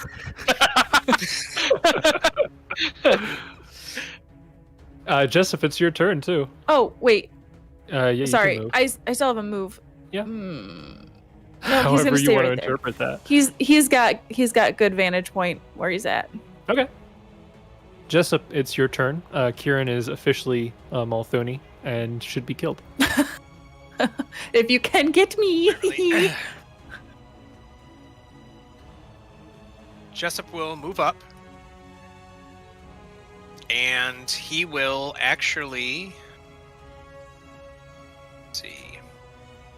Maybe I won't move up yet. I just want to see what's. Okay. Gauging distances. Fireball would Close. be an option. Burning hands as well. I'll do Dirge Doom. Ew. So all enemies that can see and hear my performance will get shaken. Okay. So shaken, all the dwarves be shaken, and the Maynard was already dancing, so she's just extra shaken. Moving up Outstirred. there. Okay, so that is your turn. Yeah, so, yep, move action, second move, standard action, Dirge of Doom. Yep, I think Okay. that's about it. You guys are gonna get it now. I'm singed and ready to go. Gideon, it is your turn. You are grappled by this dwarf. Standard action, break the grapple. You don't get the CMB penalty when you're trying on checks made to escape Correct. the grapple, right? Correct. Yeah, so whatever that should be, probably not. Their CMD is 12. So regardless of what it should have been, that's correct. So you easily break the grapple of this exhausted, mostly unarmed dwarf. Don't forget to Right. turn off Inspire Urge. Oh, yes. It is not on. Okay. Would still succeed. He will So- offer a short prayer to which he asks Milani to grant him strength, where he will then cast Divine Touch. This works like a paladin's Lay on Hands as a swift action. Heal 4d6. Okay. So he heals 17. Then he will 5-foot step to here. He's and basically a filthy paladin. say steadfast, Frampton, as he moves into position. Actually, Okay. yeah, why not? We'll take a move action, provoking and all, so he can set up flanking next turn. Ew. Okay, I'll take that. She's not on higher ground anymore, so that is only a 22. No. Okay. That is your turn. It is now the dwarves. These two dwarves are going to climb on the table. Not even Be tall like, enough to get climb. off the table. Get off the table. It's our wine. They're both going to try to grapple you, Frampton. 23. 18, nope. And a 19. They're rolling real good, but their bonus rocks. They're rolling rocks, dude. I heard them. their bonuses are real bad. But these two are gonna go up and just try to hit you, Gideon. So first attack, not flanking, no. Other attack is flanking, natural one. Okay. So as expected, they do nothing useful. It is now her turn. She wants to do. She wants to stay exactly where she's at for the first time in this entire encounter. I think so. I think she does. I think Well, she's. yeah. See, she wants to do some things, but she doesn't want to. Actually, her concentration is phenomenal. It will provoke. It's phenomenal. It will provoke. Yeah, Cast the spell right there. Cast a spell right there. Do it. Cast defensively. Do it. But you have shown to be very resistant against compulsion, and that's kind of her thing. Come on. Hey, at least I'm not a paladin. At least there is a chance you could have compulsed me. She is going to cast a spell defensively. Roll your check. 15 plus double the spell level. Oh gosh. She fails. Ah, She rolls a natural 1. See? Natural 1 on her Ooh. concentration check. she provokes and loses the spell. So Nice. she provokes, but you have to hit her, and she'll roll concentration on the damage she takes if she loses the spell. She does not. Oh wait, no. No, you lose So the she spell. just automatically. She just loses the spell. She doesn't provoke. She just She loses doesn't the spell. provoke. That's right. You just lose the spell. Correct. Yeah. Well, that's unfortunate. That's I think if she casts non She. defensively. But that also expends whatever action it would have been. Yes, she's going to shimmy dance over here. Shimmy dancing. That's a 5-foot step, by the way. That's her turn, Frampton. She's looking rough. She tried to get you with a spell. Frampton Would have been real nice if that spell hit. Sure would have. Would have been real nice. Frampton wants to. Very nice. If I was to attack from here, would I be able to hit her in this square? Yeah. You could hit her if you went there, yeah. So he's gonna try an acrobatics over there. Wouldn't Okay. you get a penalty for hitting? Or no, she gets a bonus hitting. She gets a bonus to hit if she's on higher ground. That's it, pretty much. Yeah. Let's see if I provoke. What is her CMD? Let's see. 29. And what is the movement you're taking there? You're going just diagonal and over? Yeah. Okay. Her CMD, so He does a cartwheel. the DC increases by 2 for every additional creature that you are trying to not provoke from. Okay. So the DC increases because these guys are provoking. Sure. So with that, 29 actually does not succeed because her CMD with those would be a 32. Well, then we will try the certainly acrobatics. You get there, but Certainly. she just provokes. Well, Oh, we're you gonna can do that, we're yeah. gonna try this first. No? She might still provoke, but Yeah. let's see what happens. Yeah, so you roll. Yeah! Aha! Oh yeah. roll- Hey! Isn't it cool By when one! obscure class abilities just like come together? Like, no, Yeah, once DM. per day, re-roll acrobatics. Take Yeah.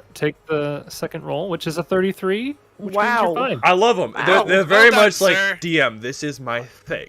I can Yeah. move where I want to. That's my I thing. have to say that I love it. I forgot a lot of Frampton's abilities besides running up stabby stab, but against the dragon fight when he increased the light level and then now using this, It's cool, you dude. forget all these little fancy tricks. So I don't get to swing twice, but Correct. I'll still get to use my one rapier. Nice, both in hit. Oh wait! Did Barbaric performance drop? Yes. So take 2 off of that. Yeah, so both miss. both Well, miss. you only attack once though, right? Oh wait, but add 2 back in because I have 2 weapon fighting on. I'm the worst with these buffs. I'm telling Wow. you. So count that as exactly what it is because You I'm also- taking 2 off. You of also that, can but only attack once because you moved. So Yeah. it's just the first one. just the Yeah, first one. and 21. it's 2 off the damage though as well. Correct. Yes. Yeah, Yes. so 9 damage. Okay. So Yep. don't take it as it is. No, take it as it is. That's fine. Go ahead. Moving on. Good Oh, hit. boy. She's still up. Oh boy, it's my turn. Kieran, roll me another 100, would you? Lightning bolt. 33. Ooh, this That- one's okay. You okay? I'll let you make the decisions. What does babble incoherently look like for Kieran? So Kieran just starts talking to himself, like whispering to himself in Draconic, just nonsense. Like he's making sentences, but they don't make any sense. So it's almost like he's like, wait, I remember in the journal it, not in that accent, but just like blah blah blah, like he's recalling, and then he kind of fumbles in his pouch for his journal. He's like, I have to look this up. This doesn't make any sense. Something doesn't fit here, and he's just going over and over. And Moldy scales and the centipedes and the mold and Just talking about all that. Yeah, it's like black dragon, but black dragons. No, that doesn't make any sense. It would be a gold dragon, but gold dragons don't live in this area. Gold dragons like to live in blah blah blah. Okay. I'm an idiot. I had the charge penalty on my character sheet this whole time. His AC is 28. Oops.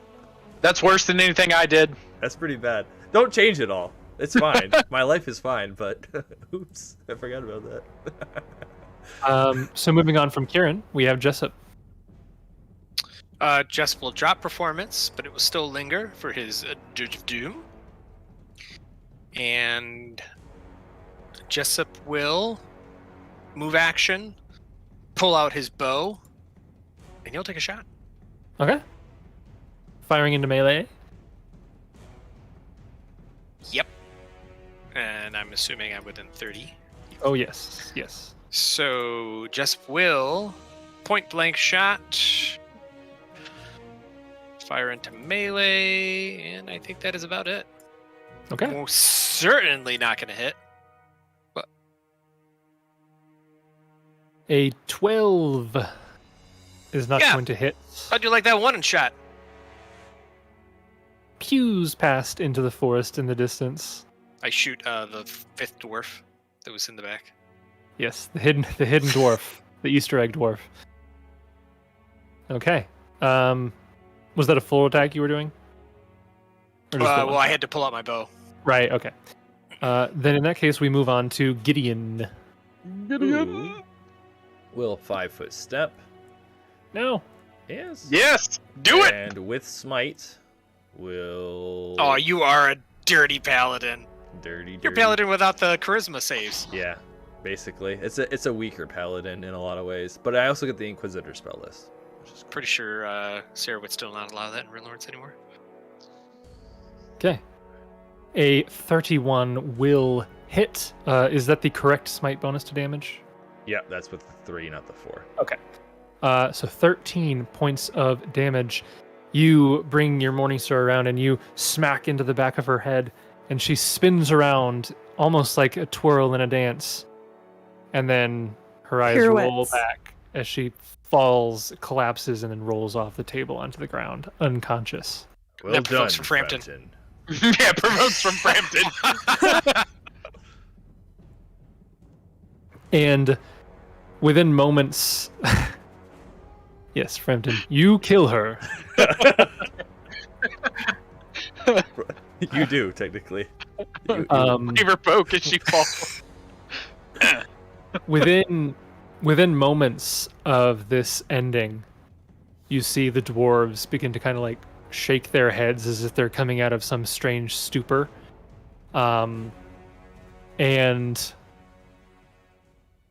we're gonna have to stay in initiative a little bit because some of you are still confused.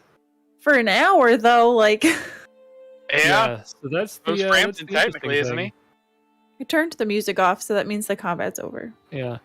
So I'll just read it again. So any creature viewing a dancing Maenad from within 60 feet of her must succeed at a save or be affected as if by confusion for 1 hour.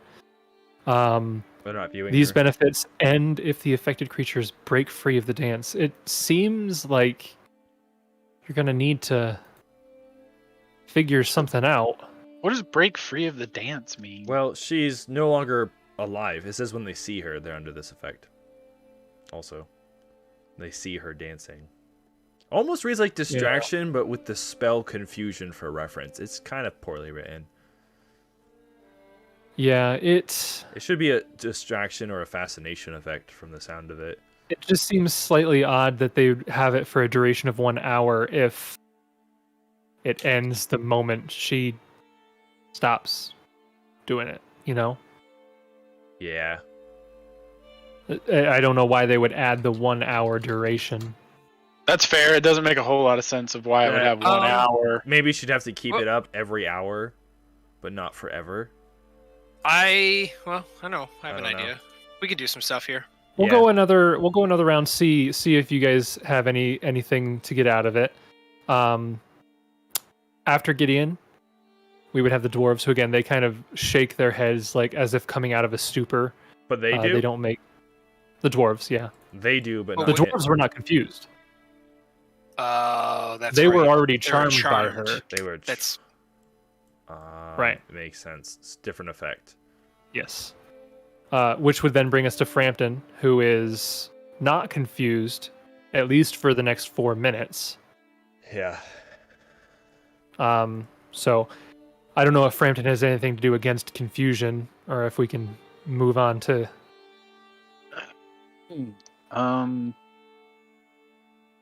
No. So next up would be Kieran, who is confused.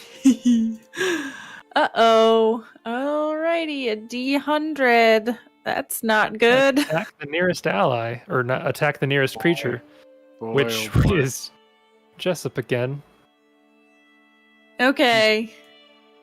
So, lightning bolt number 2. no, Lightning bolt. I think now he would probably like fly down to Attacking get into range and attack you with his glaive. Gonna smack you. More than Kieran likely it's goes- gonna hit. So Goes dragon. I don't have Inspire Courage No, anymore. you don't have any No, bonuses. do you have? That's a 26 to hit. Doing maximum 17 points. She's highly effective when attacking allies. Did I you don't say think you she's have done. a breath Kieran weapon has not now? done this much damage in the past like 5 sessions. Nice. I'm sorry. After 36 Kieran, damage total. we go to I- Jessup. I know how to defeat her. I just need like blur or something on myself. Anything with concealment.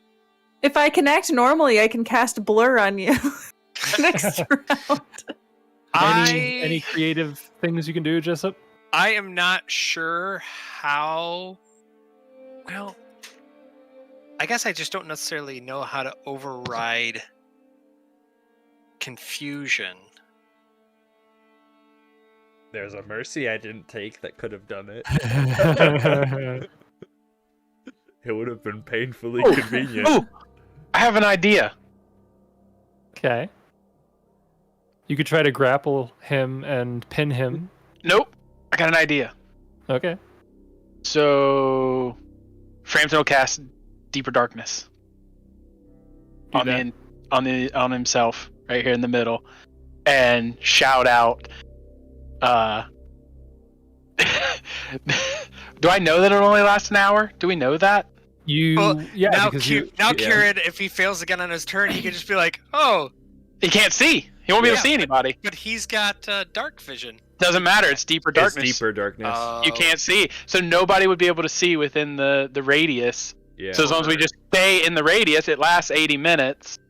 So by the time it would dispel, all of us would. Oh, but Frampton has confusion, and he'd be inside the Deeper Darkness, and he can see inside the Deeper Darkness. Yeah. Oh and no, he that gets would be sneak good. Attack. Oh no. Never mind. Never mind. Frampton can kill the whole party. Never mind. I like No, this no, idea. No. We're not gonna do that. Didn't think about Missed that. opportunity the whole time. Nope, we're not gonna do that. This is the Frampton would ultimate murder. assassination. I was gonna say Oh Frampton my would kill God. everyone. No. Nope. You can't not- kill me because I'm flying. Yeah. Well, That's true. So it'll just be you and me Unless you're from now confused on, and you get into buddy. melee. Yeah, unless in confusion you come to try and attack. Well, no, because you wouldn't be able to see me. I would be able to see you, but you wouldn't be able to see me. Well, Never ain't mind. that I a don't pickle? have an idea.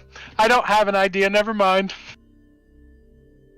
Yeah, I do only have one idea, but I don't know if it would work. I have an or not. idea. Gideon's gonna try to grapple Kieran, and How are you going to do that when? Oh, because he is down on the ground. he's now, I guess. presently Currently- not flying. Yeah. Frampton's gonna be like, "Tie me up! Tie me up!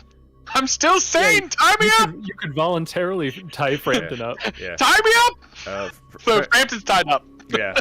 Frampton will go tie himself up, and then Gideon will make sure it's fastened later. But first, he needs to catch Yeah. Kieran.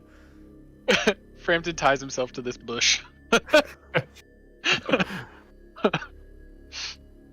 So it's a double move action for me to get there. So we gotta do one more round of initiative at least. Yeah. Yeah, I guess the only thing that I would try to do, not that it would actually work or not, is Jessup will Kieran, stop hitting me over here, and he will.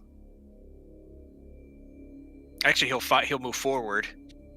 Oh no, that's probably not back. So he'll go like dragon form. It Well, doesn't you could matter. move forward and aid on the grapple check. Did you move So that you would have provoked. Oh, that's right. You're not my target. That's right. But yes. Otherwise, normally. You could attempt to aid his grapple check if you wanted, or Oh, do that's something true. else. It's up to you. Yeah, I guess I can move forward and try to Okay. bait on that. Roll a I'm gonna CMB grab to him. see if you hit a 10. Grab him by the ankles. To grab aid. Kieran. So I guess Jessup would drop the bow, and then he would attempt to aid. Oh no. So just roll Just your- CMB. Combat maneuver bonus, and you just gotta hit a 10 to aid. Oh, yes, Exactly a 10. Exactly a 10. So you do aid.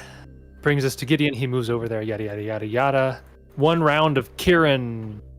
Roll a D100. 43, which is that babble? Yeah, that's Babel. You begin to continue to babble incoherently as we come back to. So you've got your aid, and Gideon can attempt to grapple. Yeah, so this is So- two higher. 2 higher. Is this an attack roll? Considered an attack roll? Nope, it's a Yes. CMB. Oh, is it an attack roll? It's an attack roll. Like combat maneuvers are considered attack rolls. Okay.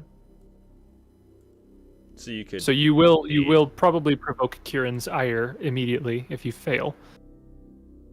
But I wouldn't attack him because he wasn't my target. Well, no, he's making an attack roll. He's making a hostile action to you, so you would immediately Oh, attack. However, if you succeed on the grapple, he has a reach weapon. So right. unless he grows out his claws, which is worse. Claws. My teeth. That would be pretty bad. So you can go ahead and roll your check. You have heroism, so that would apply to this. Yep. And that's yep. Yep, you got a +2 from aiding. That applies. I think that's pretty much it. Heroism is not tacked in here for some reason because I only have it programmed as morale bonus to attack and saves. So it's not going into my CMB. So this will be +4. Yeah. Makes sense. Yes. Yep. It pains So I me. don't know 17. what his CMD is. Wait. More It's than a 18 Wait. probably. Huh? I don't know. If What's it happening? makes He cast Oh. guidance. sense. No, I don't think it makes. it's a a difference. 21, so So I'll take that does another not round. succeed. What is the thing you were going to do, Jessup? Doesn't matter. Okay. You do not succeed on the check. Which brings us back to Kieran. So is Frampton tied up over there? He's in the process. Okay. I'm working on it. Yeah. 32 is a babble incoherently. Well, any character who is attacked automatically attacks its attacker on the next turn. oh, and- Grapple checks are considered attacks, so you Awesome. would automatically attack Gideon. Mhm. okay. Can I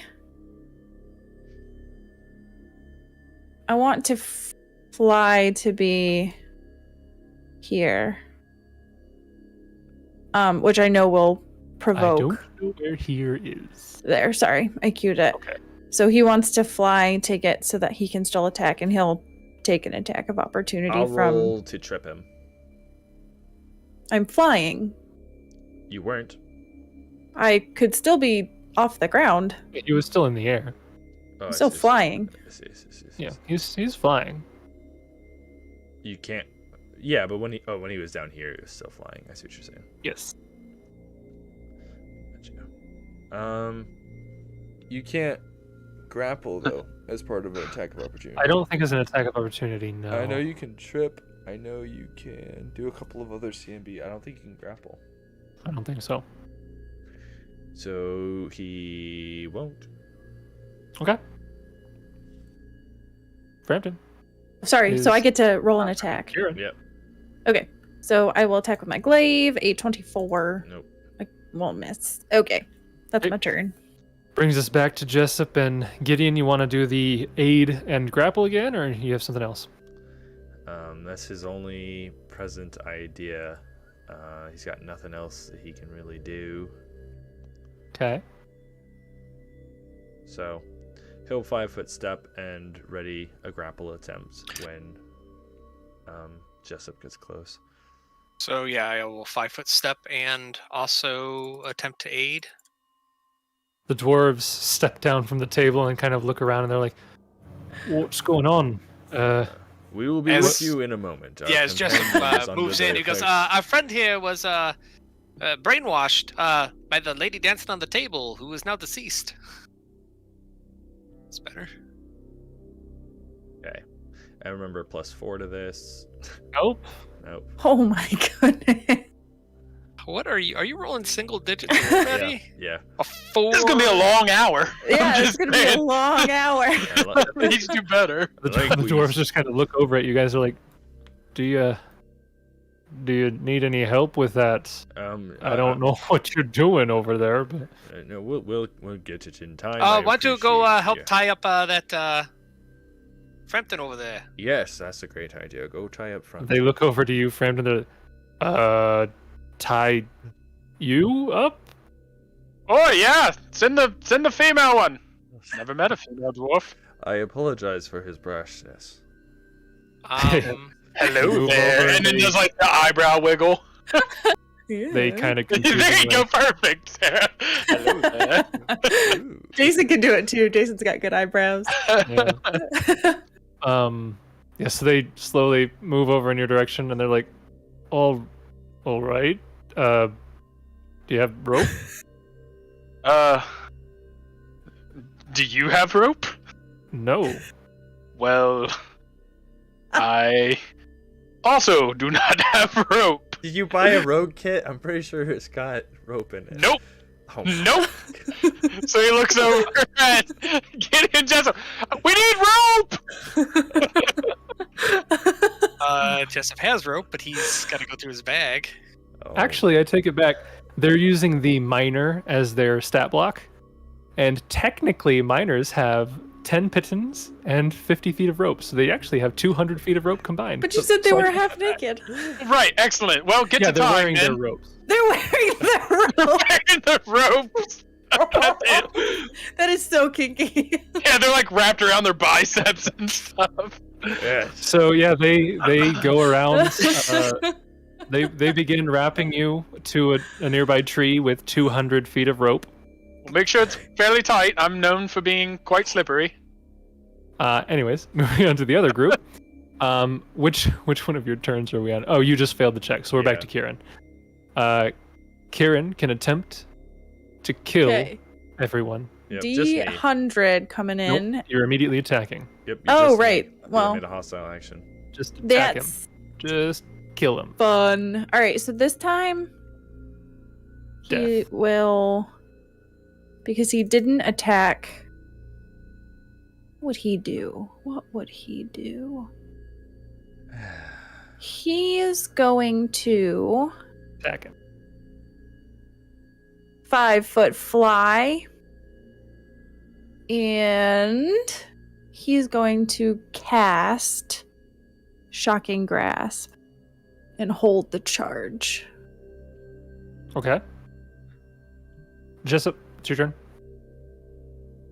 You can do the aid again until one of you succeeds. Or, well, until he succeeds. But he's got a decent bonus, it's just he's rolling real bad. I don't know if I want to get close. That Kieran's gonna do the little shocky grabby thingy. Oh wait.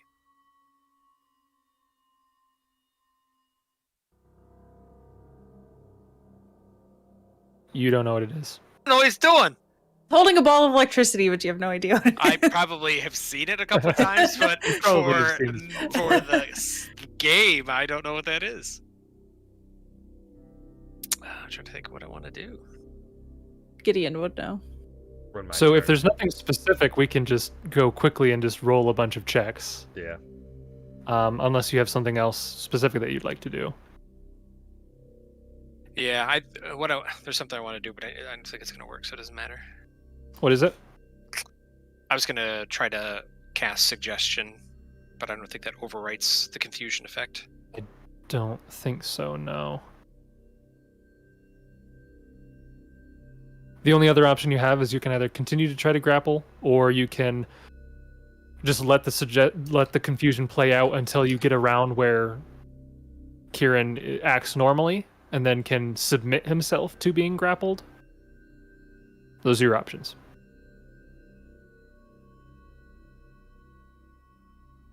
Sure. I guess. I mean, at this point, can I play my Dirge of Doom performance and consider Kieran not an ally?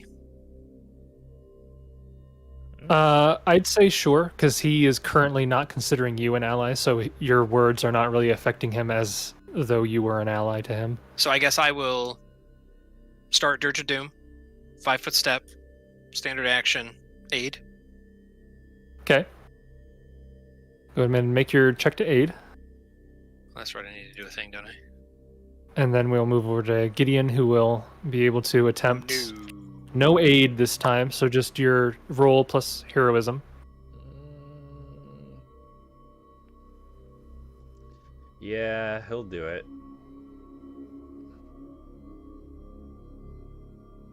There you go. 25. Not bad. So I believe that is a success. Mhm. So Mhm. Kieran is grappled. Can I Moving. cast a spell while holding the charge of a spell? Not a different one. You can release the charge of that one if you are readying it for Gideon to move up. I wasn't.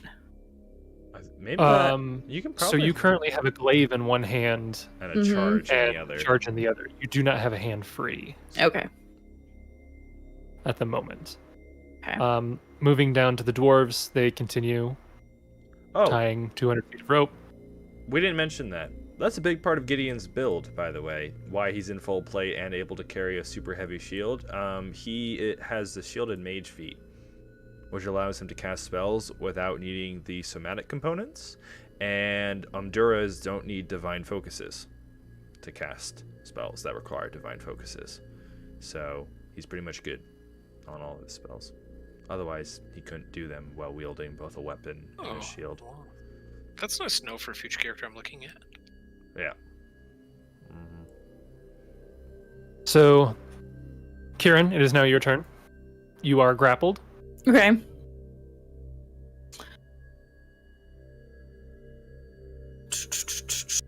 I guess to drop the charge of a spell, you would. Is that a My question is, why would you drop the charge? Because I want to get out of the grapple. You attack your nearest creature. Yeah. You are locked into attacking. Yeah. Okay, so even immediate action can't do. Like I have liberating command where I would Yeah. immediate action to get out. Doesn't that use Confusion is you specifically, like you're not in your right mind. You are attacking your enemy, is how I'm interpreting it. Okie dokie, then I will use my charge on him, and this will have a +4 to hit your touch because you're wearing metal armor. It's cloth full plate. Plastic. I think I have it programmed to. All right, so Wow. 16 against well, touch. It'll probably hit still, I would but say, was this before or after the grappled condition? This has grappled. I have grappled on. Okay, so She also It's has got the sickened, -4 in there. so it will. she put sticken instead of shaken. I gotcha. I see. Oh, So sorry. it's Is it shaken? I thought it I was. think they're sickened. basically the same thing, but it is shaken. Yeah. She's sickened That by his will tension. hit. He is. So I take 18 points of damage. Yes. Actually, you take a little more. Don't you? Why? Or no, you just get a I have it Oh, programmed. Yeah. Yeah, so 18 points of electricity 18. damage. Oh, and Frampton's going to be tied to a tree, unable to defend himself. Awesome! When Kieran comes to murder him. Next up, we would have Jessup and Gideon again. Further grapple checks, Gideon, you get a +5. Because again, Kieran does not have the presence of mind to really do anything other than just lash out. So Jessup will drop performance. He will continue to, I guess, aid. Mm-hmm. So you Okay. Wow. So you get a And +2. he will +7. also, not that it's going to matter, flavor. He is going to attempt to bluff Kieran. And Kieran, he's not attacking you. We're just giving you great big hugs. Flavor. Kieran is very, very confused. More confused than before. So this is So- effectively a +9 to this roll. On top of what you roll here. on top of what I roll, because it gets a +2 from aid, +2 from heroism, +5 to maintain the grapple while you have control. And none of those are programmed in yet. No. So 9 on top of whatever you roll. 15 plus 9 is 24. Yes. To maintain. So that the will succeed. grapple. So you can deal damage or you can pin. I will pin. Okay. So Kieran is now pinned. At this point, I'm just going to hand wave that you're going to be able to succeed because, again, Kieran's just going to try to attack you. As per the confusion spell, they attack automatically. Which means on the next round, you could begin to tie Kieran up. Yep. So I'm going to, for the sake of speed, just going to hand wave the rest of it. Kieran has been tied with whatever rope the two of you have, and Frampton's over there tied with 200 feet of rope. Seems on the tree. excessive. Yeah. The next hour goes by with Kieran and Frampton alternating between trying to hit you guys, trying to hit themselves, speaking incoherently, and then sometimes moments of perfect normality where Frampton's probably over there just like, oh, hey guys, I'm back. I'm back. Gideon will sit by Divisions! them as best he can, not trying to get himself in harm's way, but if they're gonna go like hurt themselves, he'll just go in and stop them from hitting themselves and that kind of stuff. Right. Be a 5-foot step away mechanically Yep. and then And eventually an hour passes and the confusion wears off. And you guys are able to untie them and everything's good. The dwarves are just kind of standing off to the side looking at all this. They're like, what the heck is going on? They went from one weird situation to another. What do you guys do? Well, I guess so. So after we tie up Frampton against the tree and Gideon's watching out for Kieran, I guess Jessup will kind of talk to the dwarves a little bit there. Okay. You guys were enthralled with this here woman's dance routine. Hence why you're naked with only your rope. At this point, they would have re-garbed themselves. That's why you needed a regarb. Yeah. So the one guy steps forward and he says, "It was an unfortunate situation. We are from Radia's Hollow. We ran off. We were attacked. Ran into the forest, and we're not really familiar with this place, so we pretty quickly got lost, and we've been really wandering around here for several days. It's all been a blur. We ran into her trap. I think it's been probably 2 days we've been non-stop dancing around. I'm exhausted. Sorry. My name is Margrath. This here is Dugan. That's Solba. And the fourth one over there is JW. Jason Solva, Whiting? the female. Jason White. See, I found that. So look, I can send you a picture from the book. That is their names. I didn't make that up. That's their names.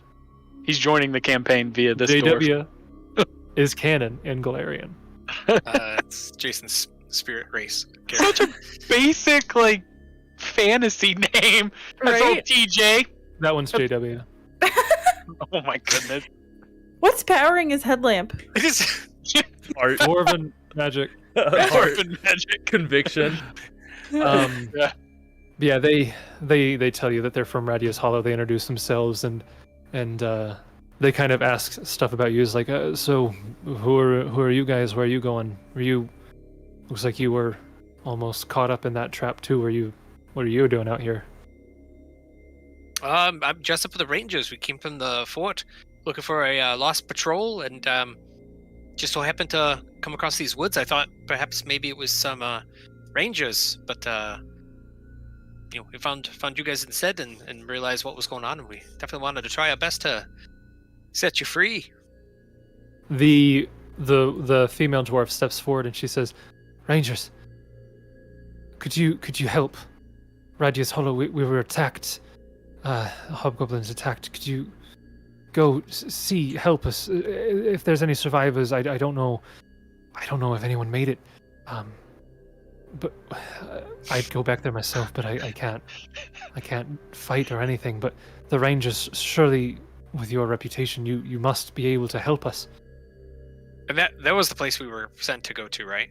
Radia's Hollow is the one that is more or less on the way to Longshadow. Like, it's not on the way, but it's not too much of a detour to go there first. We're trying to go to Blooder's Bend first. Oh, that's what I was thinking. Blooder's Bend is not like you could go to Blooder's Bend and then go to Radia's Hollow. That's not a big deal. Sure, we could probably check out there after we go to Blooder's Bend. We need to kind of take down the Legion anyway. She says, "Oh, thank goodness, thank you. If you need anything, my family, before we ran off, we managed to bury some of our family heirlooms. I can show you where they are, or I can describe where they are near Radia's Hollow. There, maybe you could find them. Maybe they could be of use to you. If you can use them, feel free. Take whatever you need." And she begins to describe a small spot near one of the buildings of Radia's Hollow, not far from the mine, where they might have buried some stuff that you could look into if you're in the area. Well, I'm not one to, want to take your belongings. Obviously, I didn't do it for a payment, but with what we're up against, I'm not going to turn down any help. And, that's about all that they fill you in on. From Radia's Hollow, got lost in the woods, trapped by this creature for the past 2 days or so. How far are we from Fort Trevalay? You're about not quite a day, maybe 6 or so hour trip away. It would be difficult for them to find it without any sort of map, but you could give rudimentary enough instructions to the point where they would most likely at least be picked up by a wandering ranger patrol if they didn't find it themselves. You'd get them close enough that they'd probably be discovered. Yeah, enough to say travel south and look for. Yeah, weren't we given some of the rudimentary maps as well? Yeah, they're you were given maps of the Hollow Hills. Yeah. Oh, okay. If you wanted maps of the Fangwood, you could do that as well, though. They'd have whatever you needed. The rangers have provided. Sure, I mean, I figured if we gotten a map or anything like that, maybe I can retrace one crudely. Yeah. I mean, I know, again, it's not going to get them there exactly, but kind of give them a path. And Yeah. I Aiden was tell keeping him, track of a map. I don't know if anybody went through his belongings, but he had one he was drawing. Of the I whole tell them neighborhood. to do the, if you're caught by anybody that claims to be rangers, use the code word, as I've told foxes return to their holes, kind of as so I don't think you're spies or anything. Yeah. What if they are actually spies, though, and we just gave them the password? All right, well, let me do a sense motive. So you give them the info there after checking them out. They seem to be. They seem to be on the up and up. They're a little bit shaken by all the experience they had, and they're a bit exhausted, so they probably won't head out immediately. But they will eventually. They nod and they say, "All right, yeah, that sounds good. We'll make our way over there. It's as good a place as any. If you do go to Radia's Hollow and if you see survivors or anything, if you could, I don't know if you can send a message or anything, but we'd appreciate anything that you can do to help. I don't know if there's anyone still alive there, but if there is, anything you can do." We will do all that we can. You have my word. And he will reach out his hand, and his right hand, Jessup, you'll finally notice, is conjured with a magical tattoo, a rose. And from it, he conjures a physical rose that he then gifts to her. She takes it with a little bit of a grin, and she says, she looks up at you, kind of like with pleading eyes, and she says, My brother is still there, I think. I hope he's still alive. His name's Volden. If you find him, or maybe if you find his remains, maybe just give him a proper burial. He nods. We will do what we can. Just keep in mind, we'll see what we can do. Whether or not your brother's alive, I hope he is. Just make sure to take care of yourself, because you dying from a distraction isn't going to help anybody. She nods. May Desna guide your steps, and Iomade protect our journey. Be well. So what time- This one here nods to you, says Torog's tongs. Torog's tongues. Does JW say anything to us? JW is completely silent. Yeah, Really? no. That's He looks depressing. very uncomfortable by the entire conversation. Gideon is I feel super like you're into that. LARPing him. This one again, he's just like, oh, don't mind him. He's shy. He doesn't like new people. Yeah, that one definitely is named after a real JW I know. He talks in a really high-pitched voice. He's a big baby. Okay, so you guys do have a little bit of time left in the day.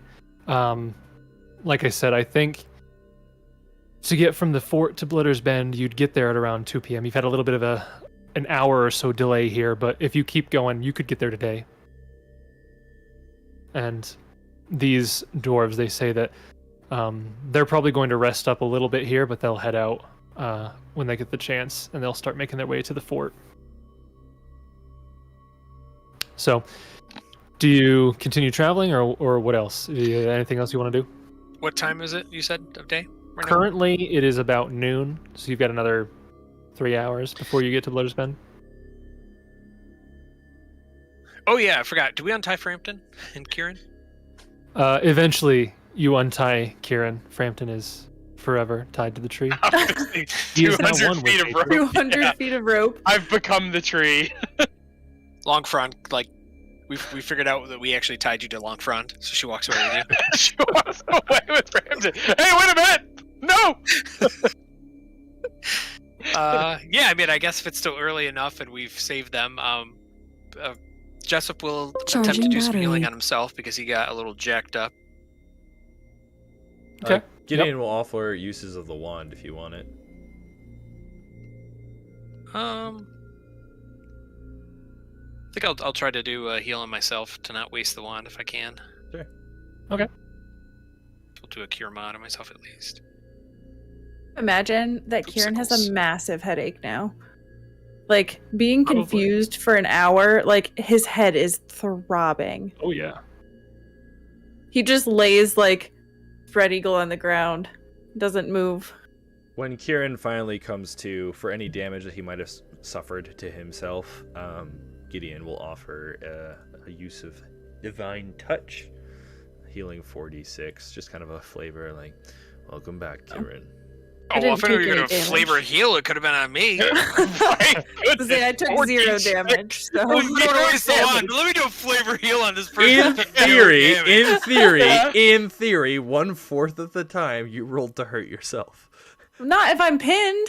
That's true. I can't attack if Yeah. I'm pinned. Kieran starts Bite biting your on own you. You can bite tongue your own off. tongue Because off. otherwise I would have just continued to try to attack you. That's true. That's true. That's true. Well, I guess until you stopped attacking me. Ooh, but he should have. whatever. It would have been hilarious if he None of used the his new dragon breath attack on you. Nonetheless, it removes shaken, so maybe you were shaken. Maybe you're like, Yeah, by "Oh." my Dirge of Doom, which is over now. Yeah. It's true, my dragon breath shouldn't have required any somatic components, so I should have been able to spew electricity Just- at you. Spewing electricity everywhere. Yeah. Yeah. It's like electricity streaks across the sky as he's like freaking out. Let me go. Okay. So you guys heal up a little bit and begin to continue your check her? journey. Did she have anything on her? She Oh. did not have anything of Okay. value. on I her, did. He didn't say anything. I rolled a 33. No, He she just didn't. wanted to keep it for himself. Nothing Can't- fancy. Nothing I didn't fancy see on her. anything on her. Can't take that hand that she has. Ew. What's that hand about? What's that got going on? Get out of here, Frampton. We're not taking a hand with us. The prop. It'll be a comedy prop. couple hours go by. Yeah, you can look around the area. You don't see anything of value here, really, other than food, which you can take if you want. But once you've gathered everything and continue on, a couple hours go by, and you get close to where you think Blitter's Bend is. and you spend another hour kind of looking around the area trying to find this readout that they spoke of, because these are still well hidden even if you know where they are. But eventually you do find a small building. It looks like it's 20 feet by 25 feet with a small like shack that's attached to the side of it. And you just see that building in the distance. It's not in a clearing or anything, so it's rather dark. It's dim light for sure. And actually I can describe as you get closer to this. That's a Let me see callback. here. Yeah. Intercap with spiders. That feels like forever ago. That Well, to was be fair, that was almost a year ago. Yeah, that Or was over like a year. the only time Nyari rolled a natural 20 on the ×3 battle axe. And it was Yeah. a very underwhelming moment for Jason. Yeah. So, Blooder's Bend is a wide, dry creek bed, where you know that the scouts have a small readout. And this is almost entirely obscured from daylight by the forest's thick canopy, and the area exists in perpetual gloom. So it's dim light as you find this. You cast light on... What do you cast light on? His shield. Shield? Yeah, the Okay. front face Kieran- of the shield. So you cast that, and Kieran kind of like snickers, and he's like, all right, if you want that, but it would be better this way. And he's going to lay hands on Jessup and Gideon, and we'll use dark vision communal. Ew. So Frampton doesn't need it because he already has it. So, snap! I gotta Yep, so click the dark vision 1 button to hour see. intervals. Yeah, so I would get 7 hours. So I will give 2 hours to Jessup and Gideon and 3 hours to myself. Okay. Light will still go for 10 minutes per level. It's not dismissible, apparently. Okay, yeah, you cast light, and Kieran cast dark Oh, vision. Thanks, Kieran. I appreciate it. This is one of the spells that I do like you casting on me. Kind of nudges you a little bit. Him. Be Roll. what he wants. Actually, as you get closer, I won't have you roll perception. You hear sounds coming from inside the shack. Voices. Message.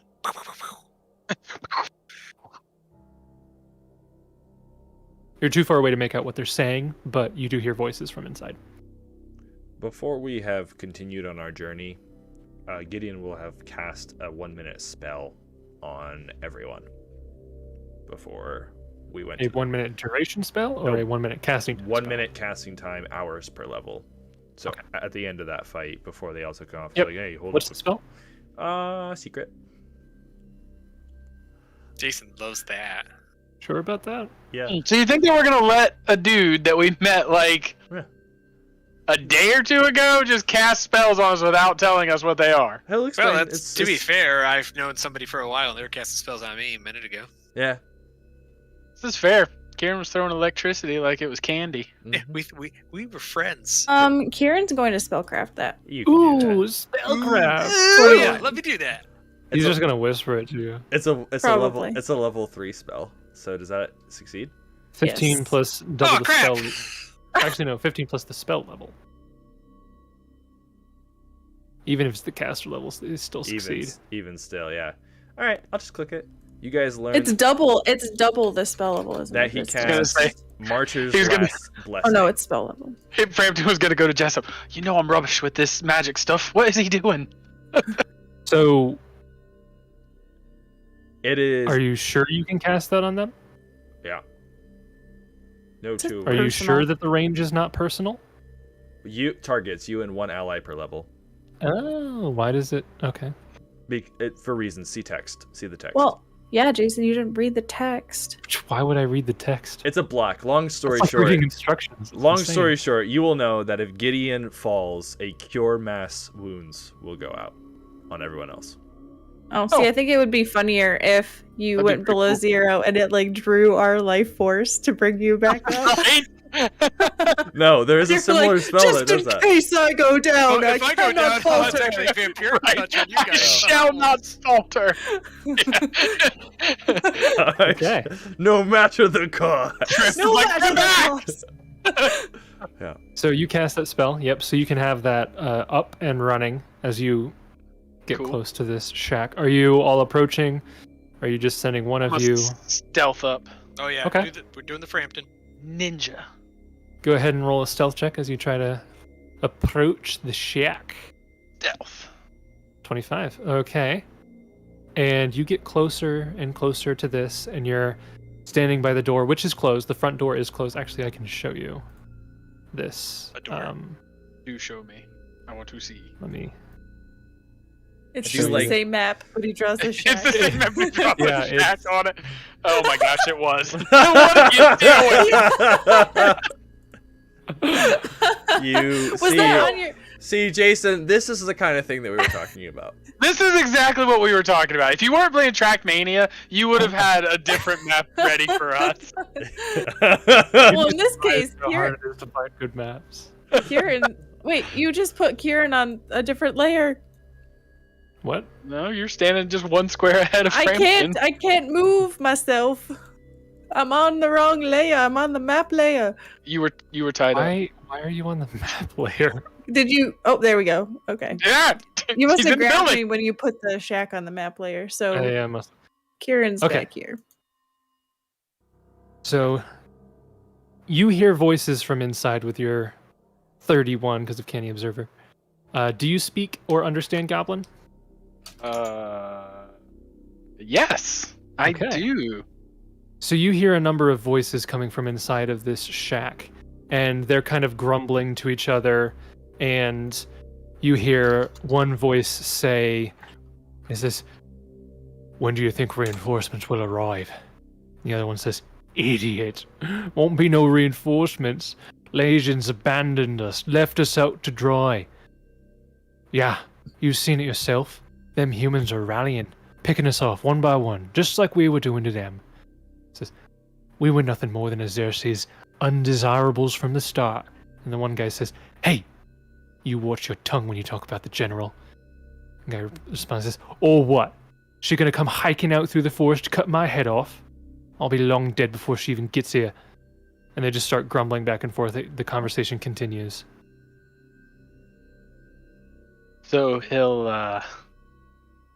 So how does message work? Am I still talking, or is it You're mental? whispering to him. Yes. It is whispered. So I You're have audibly to- whispering. So they can hear you if you're not quiet enough. It's a DC 25, but you're through a door. Right. So it's Okay. a hard DC, but technically they could roll against it. They could. Okay. I mean, so you could always just walk further away from the building, not all Yeah. the way back to us, and Yeah. then yeah, chat. he'll just Moonwalk. I mean, you could always walk back. come all the way back over here, but He'll just go back that far, and then he'll just whisper, "Oh, right, there's goblins inside this building. They don't seem too happy, and not too many of them. you talk about goblins or hobgoblins or something speaking goblin. Something speaking goblin? I don't know. Oh, Probably like- hobgoblins. You sure? Because I think the last time that we heard something speaking goblin turned out to be a barghast with a basilisk in a jaw. I didn't like that. Oh, I'm not too worried about that. We killed that one. We're fine. You were turned to stone the whole time. Well, I put that out of my mind. I don't remember. Frampton, you were stoned. No, that didn't happen. No. I don't recall that. But yes, I mean hobgoblins. I believe they are our mortal enemies at this point. So I don't know how we want to proceed. They sound rather well. One sounds rather disgruntled, and we could probably speak to it. But the other one seems rather loyal to the Legion. So it's a tricky spot to be in. Do you guys want to hide? Burn it. Maybe. Well, what if the survivors in there? Okay, then we go in. Or why don't you guys stand near the door, open it up, and maybe I can attempt to use diplomacy and make them think I'm part of the Legion and have them come out, and then you can He's gonna try to stab. fascinate them. Perfect. Let's do this. We've done this once before. It worked out. It went swimmingly. Yeah. And- No. So Jessup will kind of get like out of sight. Tell the one I in the guess armor to to the stay side. over there. He's too loud. Yeah. So if you guys want to hide, I'm thinking if you guys want to move silently, even if you want to move over in this vicinity, just I guess out of sight of the door. Wait, am I staying by the door? Or am I moving? Oh yeah, no, you're gonna stab. Oh, I'm gonna stab. Okay. Gideon will just walk over next to you. Wait, just so I know, what was the regiment that you set in that failed us last time? I don't want to give that number again. I'm pretty sure we were from the fourth. I don't remember. Oh yeah, that's a silly number. We're 5.2. Well, clearly, 5.2. Regiment 5.2. Regiment 5.2. Yes. That doesn't make any sense. Okay. Can I You. conjure a good lie for a regiment name? 5.2. Yeah, so with a 23, so you know that the Iron Fang Legion was originally Althuni. part of the Multhuni army. And so you have a basic understanding of how the Multhuni regiment works. Because you And are you'd- Multhuni? No. So you know that generally divisions wouldn't be like Unit 1 or Unit 2. They would be like the commander's name and then their regiment. So it'd be like General Bob's regiment Oh, or something. So, can I tell Jessup then? They talked about General, and then I don't remember the name. You know, how I am. Azersi. Azersi. So I'd be like, oh, they mentioned a General Azersi, so maybe work that in somehow. Okay, General Hazazis.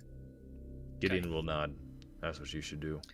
Okay, so Jessup will. Steadfast. I guess he will Steadfast, Gideon. attempt to move over in this vicinity, closer to the building. If he can, I don't know if I'll have to roll move silently. I guess I don't really care if they hear me. Or stealth. Okay. So you're moving up a little bit closer. Yeah, and I guess as soon as I do I speak Goblin first? Actually, let me see this. It's a good wait, thing damn. to check. Well, I have tongue, so I could speak the language anyways. I Right, just oh, was okay. gonna Cast that Like- before I moved up. Really? This plan will work. I was speaking Common. Plan just Okay. went completely downhill. So what do you say? What is your plan? What was the general again? I'm sorry, I didn't write that. General Go ahead, check. Azersi. General Hazarsi. So that's almost like General Xerxes, I think. Although now that we know the whole assassination thing, I really want to do that with Frampton once, where I cast Deeper Darkness on an area and just go around assassinating people. You could do that right now. I was gonna honestly. say that couldn't see me. I could just cast you could Deeper do that Darkness if they and open then the go door. murder them. So yeah, Jessup will move up and he'll kind of think for a second, pause, and then, "Oi!" in Goblin, he'll be like, "Hey, is there any of the Legion here?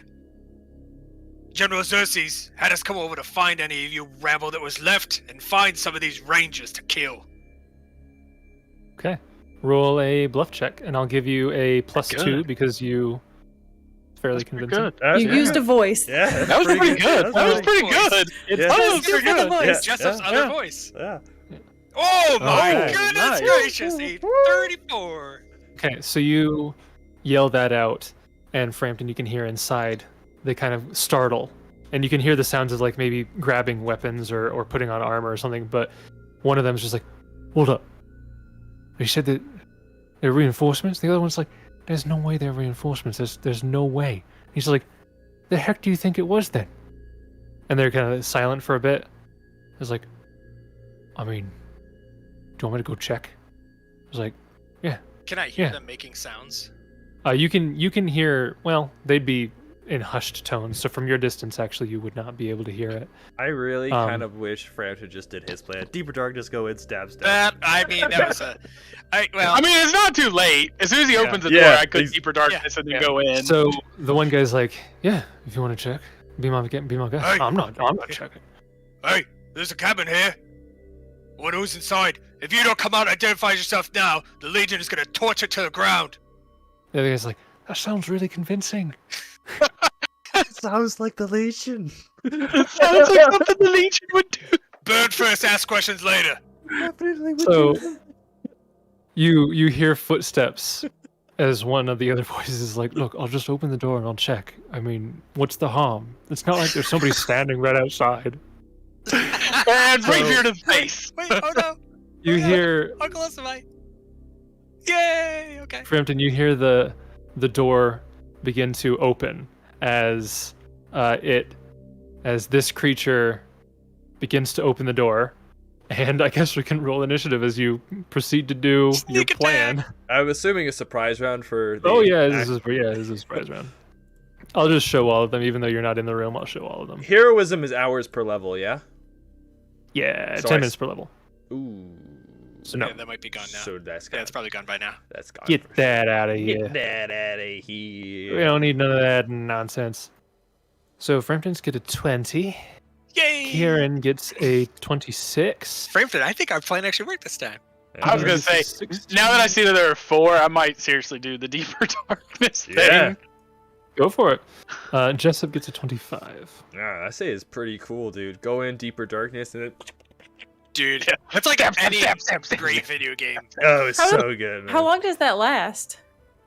Oh, 80 minutes? Yeah, 50, 80 10 minutes per level. Something Wouldn't that be ridiculous. bad if Frampton died and it just... For 80 minutes. I'm we just- can't Dead body. find him. It's just in the We're just deeper waiting. No, An hour I and a see half. this as being very, very like movie, very anime. It just goes deeper darkness. It's quiet for like 20 or 30 seconds, and then slowly you hear Frampton just walking black. You with, just like, the you drip just of hear Yeah. blood Yeah. curdle sounds. blood. And then he emerges from the darkness with like bloody dagger in hand. The deed done. Oh man, pretty cool. Okay. So we have our initiative in the surprise round.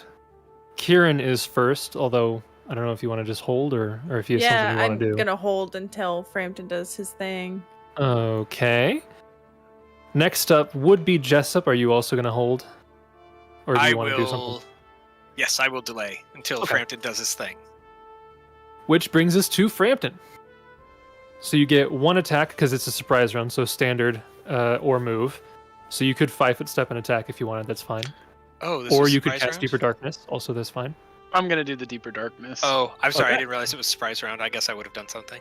Yeah, you can do that. I was just gonna start my Yeah, performance then. Oh, perfect. Give me some extra bonuses. Yep. So that's just gonna be bumped up. So obviously, I'm gonna be using fascinate. Okay. No, I'm just kidding. Fire courage. Fire Courage is up.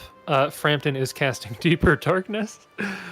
This is gonna Okay. end very poorly. Now for the them. nice thing is, I think Frampton only has to hear me. Yes, that's so- correct. Does Yep. deeper darkness doesn't make a difference. I can't see you, but I think you're doing it It good. is a 60-foot radius, and I'll put it on the wall.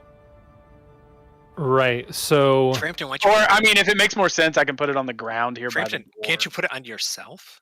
Oh, I can, actually. Yeah, I'll just do that. I'll put it on myself. Oh, that's it is terrifying. one object touch, so you could touch Oh, like my one of, reindeer the, one of the weapons or maybe Yeah. a pouch or something on your Oh, person. that's just Yeah, just Frampton, haunting. Darkness comes for you. So Darkness. I really moment. underutilized that, though, in this whole setting with Frampton. Like, it's kind of broken, honestly. Like, I don't a know. little bit.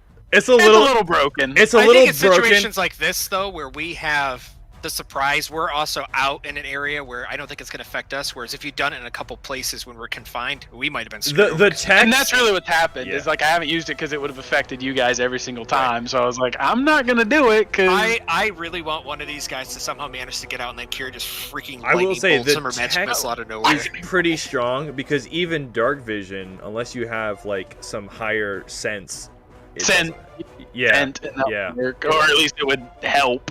yeah. So this is an area of dim light, so it becomes supernaturally dark. You guys are looking, and you had dark vision, so you were okay. But now, even with dark vision, there is a sphere of utter, complete, pitch black darkness that you can see encompassing the entirety of this area. Honestly, terrifying. Look at the range on that. Like But yeah, Yeah, Jessup is now technically in that. Jessup Technically is in that enveloped. darkness. Jessup Did is I enveloped. die and go somewhere? Yeah, you're enveloped in that Jessup's like, darkness. What happened? Am I still here? Did you want to 5-foot step at all when you were doing that? Yeah, I'll 5-foot step up. Oh no, Frampton did a thing. Gideon, you have a surprise round. He It's walks to super dark. Yeah, he walks to the edge of the darkness, wherever it is, and just kind of is like, "What the what?" it's like, Pokes it. "What in the world?" I imagine he's kind of like doing that, like peering in and out, kind of like, "What the what?" Looking through the veil. Okay. Brings us to the top of round 1, which would bring us back to Kieran. Are you going to continue to hold? Yeah. Then to Jessup, who did a performance. Do you want to do anything else? He will drop it so it will linger, and I can't see what's gonna happen, but I wish you luck. Okay. I think there's not much else I could do. I guess I'll just delay because there's nothing more I can do, but just in case. Yep. That brings us to Frampton. Oh boy, he's excited. He's about to go ham, bro. This guy in front of me, blue. Yep. First attack. Okay. So not great, but they are flat-footed. So. Yep, they are flat-footed because they cannot see. So the first attack will hit. Mm. Oh, but ignore the second Sneak attack. attacks all this time though. The second attack is not going to hit, but so the first attack does 12 plus sneak attack damage. Yeah, roll 4d6. And they're flat-footed though. Yes, because they are They blind. can't see me. Yeah. So they're flat-footed. So a 12 still misses though. They're against flat-footed. Yeah, they actually have a pretty high flat-footed. Let me just check So- the blinded condition to see what the additional penalties are. You take a minus 4 or 2 additional. -2 to armor class. Yeah. And loses its dexterity bonus. Well, that's what flat-footed does. So flat-footed -2 is still higher than a 12. Is it higher than an 18? No, Nope. the 18 will hit. For 13 damage. Does that Plus- also get sneak damage? Oh, yes, it does. Yeah. Dude, you're about to go ham. I don't think you realize how powerful your class has been for a long time. So that It's boring for guy- you guys too. You guys can't do anything during this. It's a No, I boring think it's- combat for Oh, you. I think it's so cool. You can almost Hello, I'm you a can bard. almost I just hand wave the fact that Frampton clears the room. Like, yeah. So he goes from 44 hit points to -9. Okay. So he is dead. You could 5 foot Can step I 5 in. foot step in? Yeah. correct. I mean, yeah. look at you all can the 5 spell foot step slots in and healing we basically are gonna save now. It is now their turns. Well, doesn't his last attack get to go off too? He did his 3 attacks. Did. Does he not Yeah. get 4? He didn't take improved No, to weapon. I only training. get the 3, and I can't turn off the second attack Yeah. on my other rapier. So- you should It's a take good thing improved. Aiden isn't here because Aiden would have just rushed head on in. Freedom! Runs into the building and falls over. Yeah. So the first one, which is right adjacent to you, he is going to roll. Oh, and they don't Okay. know their friend just died. I mean, they might have heard it, but He hears commotion. He hears his friend like yelling out in pain, and then something collapsing to the ground, and then he hears footsteps right next to him. He's going to blindly lash out because this is Sure. obviously an attack. Yep. That's fair. So that's going to be a natural 2. Not going to hit. And then the other 2 are going to panicked. They're going to try to rush at you. And this one is going to run in your direction and kind of like go too far and hit into the wall, which would provoke because they're running past you. Mm. And the other one is only going to have to 5 foot step up. So this one here, as he's trying to get to you, but blind, not sure where to go, just kind of runs past you and then hits the wall. In the process, getting hit with an 18, so 9 plus sneak attack. Just tear it up. I love it. Bro, just tear it up. Does not be- have the time of day to care. Okay, still up. The other one, like I said, 5 foot steps forward and will blindly try to attack you. Yep. It's not going to hit because they're blind. Top of the round, Kieran, are you doing anything? Or are you going to hold and wait for the massacre to end?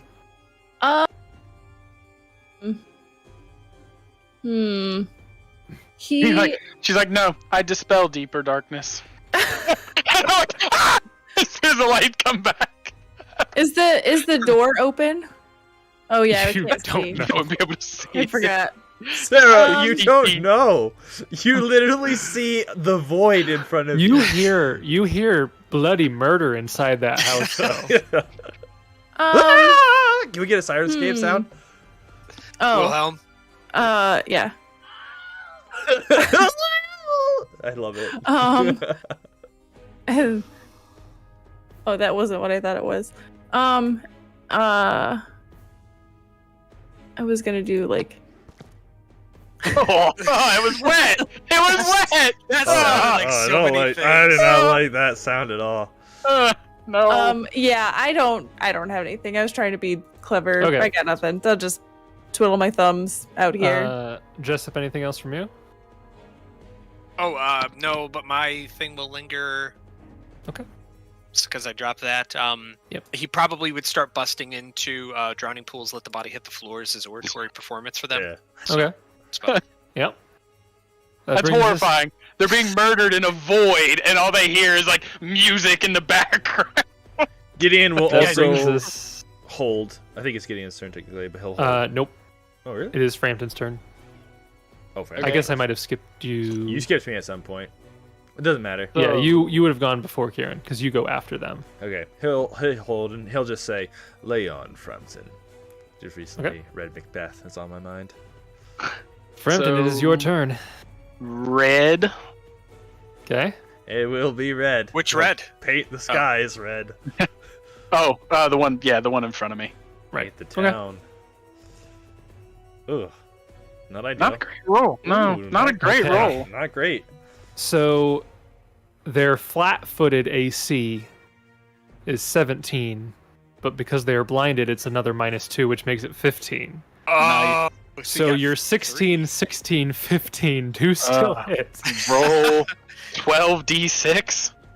Right? You're gonna have to split them up though, because he's gonna go down. Well, let me for see. sure. So 14 brings that one down to that much. Roll sneak attack on that one. He's not going to die from the first attack. no, but maybe the second. The 9 brings him down to that. The 13 brings him down. Okay, so one more sneak attack will kill that one. Okay, Yeah, so he's- so he is down. So your final attack could go against either of the other two, your choice. Blue. Yeah, it'll Okay. go against blue because he's right next to me. He kind So of wants to stand in blue- front of the door because he doesn't want them to try and like Nice. find their way out. Right. Blue actually has a lower AC, so the 15 would definitely hit. Go ahead and roll sneak attack for that one as well. Okay, he's still up, barely. It is now their turn. There's- What are they gonna do? You You can't. know, they're just Justin, gonna- don't feel bad. I'm They're actually just really gonna- enjoying just No, watching I'm these sneak loving attack this. rolls. I love this You- carnage, bro. You deserve all these sneak attack rolls that we have failed you from not being able to play. Yeah. So you They deserve both- this moment. Ooh, that one was pretty good. That was a Yeah, good I'm one. gonna let that Good one sound. run. They both blindly and ineffectually swing their weapons around, aimlessly, Please don't in make despair. I don't feel sad. I don't. Gideon, it's your turn. No, I won't skip you this time. like I said, lay on, Frampton. Okay. Kieran and then Jessup. I Same think. old. Is this the third round of combat? Yes. You Oh, would no, have to 'cause I- start up again if you wanted. Yeah, I would because I started it up with this surprise round. Yep. So I will pop back up performance and Frampton. I'm not sure if you're doing anything good in there, but you know, you do you. Okay. Frampton. 2 of them are still alive for one more round. Can you dismiss your darkness? Yeah. Yeah. And the crazy thing is, all the illumination points that I've lost, I get back because I get an illumination point for every time I sneak attack damage someone. So I would regain the ability to do this again right after this combat ends. Bro, Because of the bro is critical literally. I feel like we now need to encounter-entering. be tactfully doing this more. It's like- boring for you guys, though. Why It's does- broken. Why does Frampton need us in a party? Why isn't Yeah. he just doing this? I'm not gonna Look, lie. no, hey, I don't want to hear it. I am giving him bonuses right now. Yeah, I'm not gonna That's lie. true. It's incredibly good. I'm just gonna tell you, I could make this even more broken. I could have cast Shield Other on him. He could have never been hit. Any health that he took, I would have taken half of it.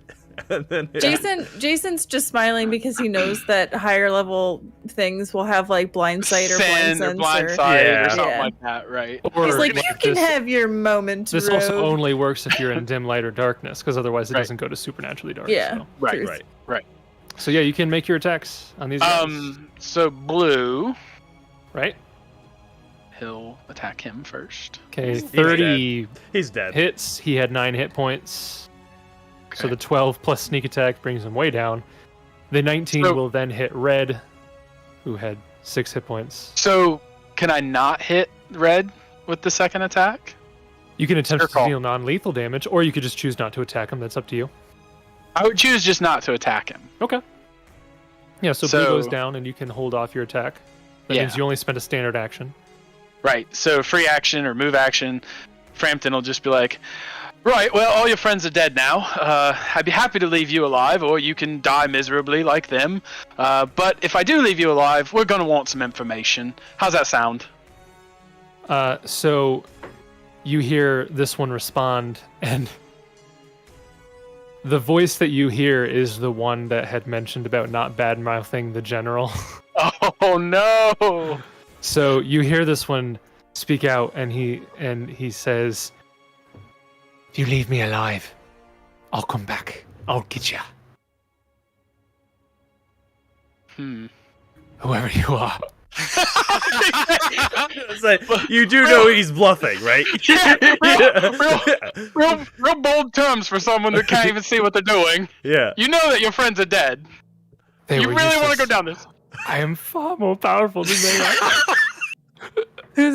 That is like a bluff check minus like 20. Right, so you just want to die? Gosh. You just want to die then? Is that it? Preferably not, but my lawful alignment will not allow me to parley with worthless humans. I assume you're a human, but I cannot be you. All right, I'm okay then. I guess nothing more to say. And yeah. Okay. He tries to hit you. Now, it would be hilarious if he does hit me and he's like, "Haha, I told you!" He misses. He hits the wall and he's just like, ah. Oh, wait, no, that wasn't you. I'll get you next time. Next time. And one more round. It goes back to you, Frampton. We'll skip back to you. Yeah, alright. I'll stab at him. Yeah. Unfortunately. he's dead. The natural one would have missed, but the first one kills him. Yeah, unfortunately, hobgoblins, they fight to the death and are lawful. They will not sell out their general. And then he'll dispel the darkness. Yep, you dispel the darkness. The other three of you can now see the shack. Pause. Is that insane? Is that what you would call broken? Almost?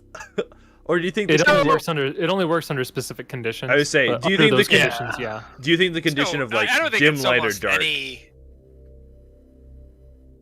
That Well, sucks, but I don't the know if only it's other any worse. time, but the only other time that I would use it is like you guys all went down. Right. Like when we were fighting that evil Fae and we weren't real sure what we were going to be able to do. Like that might be a time that I would use it, but like it's very situational. Because it's one of those abilities that's very cool, but it's sad because it literally makes the rest of the party unable to do anything.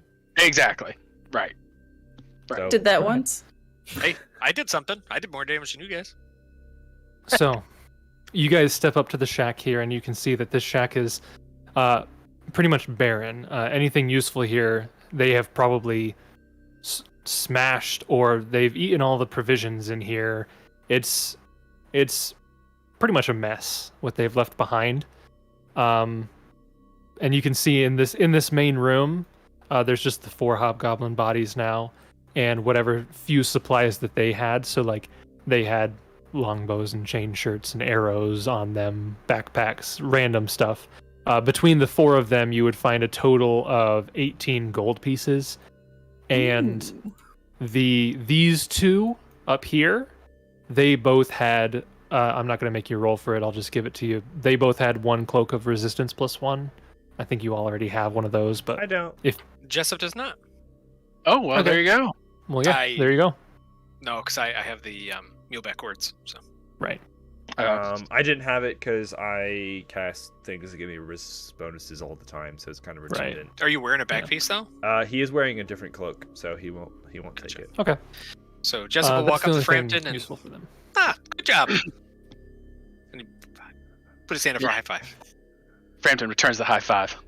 It appears not only evil hunts the night, Frampton, though that is Yes. equally terrifying. As he looks Frampton, in. I know you had no control of it earlier. Sometimes, like your bladder when you get older, but now is the time that you can do your disco. And Frampton busts out and dance. with the blood of his enemies. Oh, While Yep. you guys are over him. while you guys are talking, you hear hushed tones coming from inside the shack. And you hear a voice. These are speaking in common. You hear voices, and one of them says, "What do you think's going on out there?" The other one says, "I don't know, but I heard that they were getting reinforcements." Oh, right. It sounds like I missed one. Oh, that's right. Give me a moment. And Frampton will go to the door. Okay, you go to the door, and yeah, you hear them whispering back and forth. Do you open the door? Yeah. You open the door, you look inside, and you can see 4 rangers that appear to be bound and stripped of their belongings. And they're just kind of like shoved into this like side of this side alcove of the shack here. And they're just kind of looking wide-eyed. But as soon as you open the door and they see that you're not a hobgoblin, they kind of like recognize you. One of these is one of the ones that was at Fort Trevalay before and recognizes you and says, "Oh, thank goodness. We weren't sure if you were going to be able to get out here in time." Oh, well, yeah. Rescue is here. That's a Fantastic. better greeting than your boy Cobb. Last time, he just insulted me. Well, to be fair, he'd been in captivity for several weeks, so... Oh, no excuse for poor manners. He'll Okay. walk in and help them out of their bindings and restraint. I wonder what went through their head when they just went complete darkness. Oh, they're terrified, Thank you. I'm sure. Thank you. Oh, no, actually, I don't believe that the darkness penetrated the door. I think it's a spread. Let me check. Yeah, I think it would have stopped at the door. Yeah, I don't think it bypasses the door. But also, if they're like in regular darkness, if there's no That's true. windows or anything, it probably didn't. That's Seemed true. too It's been much. dark in here for a while. Yeah. Yep. Anyways, thanks for the rescue. Luckily, we're doing okay. Good. We lost a couple of our comrades, but most of us, the 4 of us, were fine at least. How'd you guys get caught? Were there more hobgoblins? Because there was only the 4 here. There were a couple of them. We had a fight. We took down a few, but they just overpowered us with numbers. We weren't all together. With our 2 patrols, there were a total of 7 of us, and we came 3 at once for the second patrol of the 4 of us. And they overpowered us with numbers. We took down a few, but not enough. Do you know why they, I mean, I'm glad they didn't, but why they just didn't outright kill you? Some of them sounded, from what I could tell, well, unfortunately none of us speak Goblin, so we aren't actually sure. I feel like that should be a requirement for the Rangers. Rangers, We've heard right? them talking, but none of us speak Goblin, because as you know, we've spent most of our time fighting Malthuni, so there's no reason for us to have learned Goblin. Well, isn't Oh, Aren't there? You mean Malthuni that used the Iron Fang Legion? Yeah, no, makes no sense at all. Yeah, no, but they disappeared 2 years ago, so we've gotten so rusty that we no longer speak it. Forgot how to sense. speak Goblin. I'm gonna have to talk to Cobb. That checks out. Talk to Cobb. Yeah, Why I are mean, you not- Why are you New not- recruits wouldn't need to know Goblin, because the Goblins haven't been around for 2 years, so... Well, I think things are gonna change. Well, you guys gonna be okay to go back to the fort without us? Yeah, I think we'll be good. We'll just take some of the items that these guys have, if that's all right with you, and equip ourselves as best we can. And Sure. I just took 15 arrows for myself. that's fine. Dibs on the cloak of resistance +1. No, absolutely. We might Don't It'd get be you weird wear if you didn't. Ranger cloaks? Yeah, They're but flavor cloaks. Oh. But they took him in honor of Aiden because Aiden would wear multiple cloaks. So Yes. that's like a new Right. fashion thing Yes. for the It's a new younger multiple cloaks now. practice.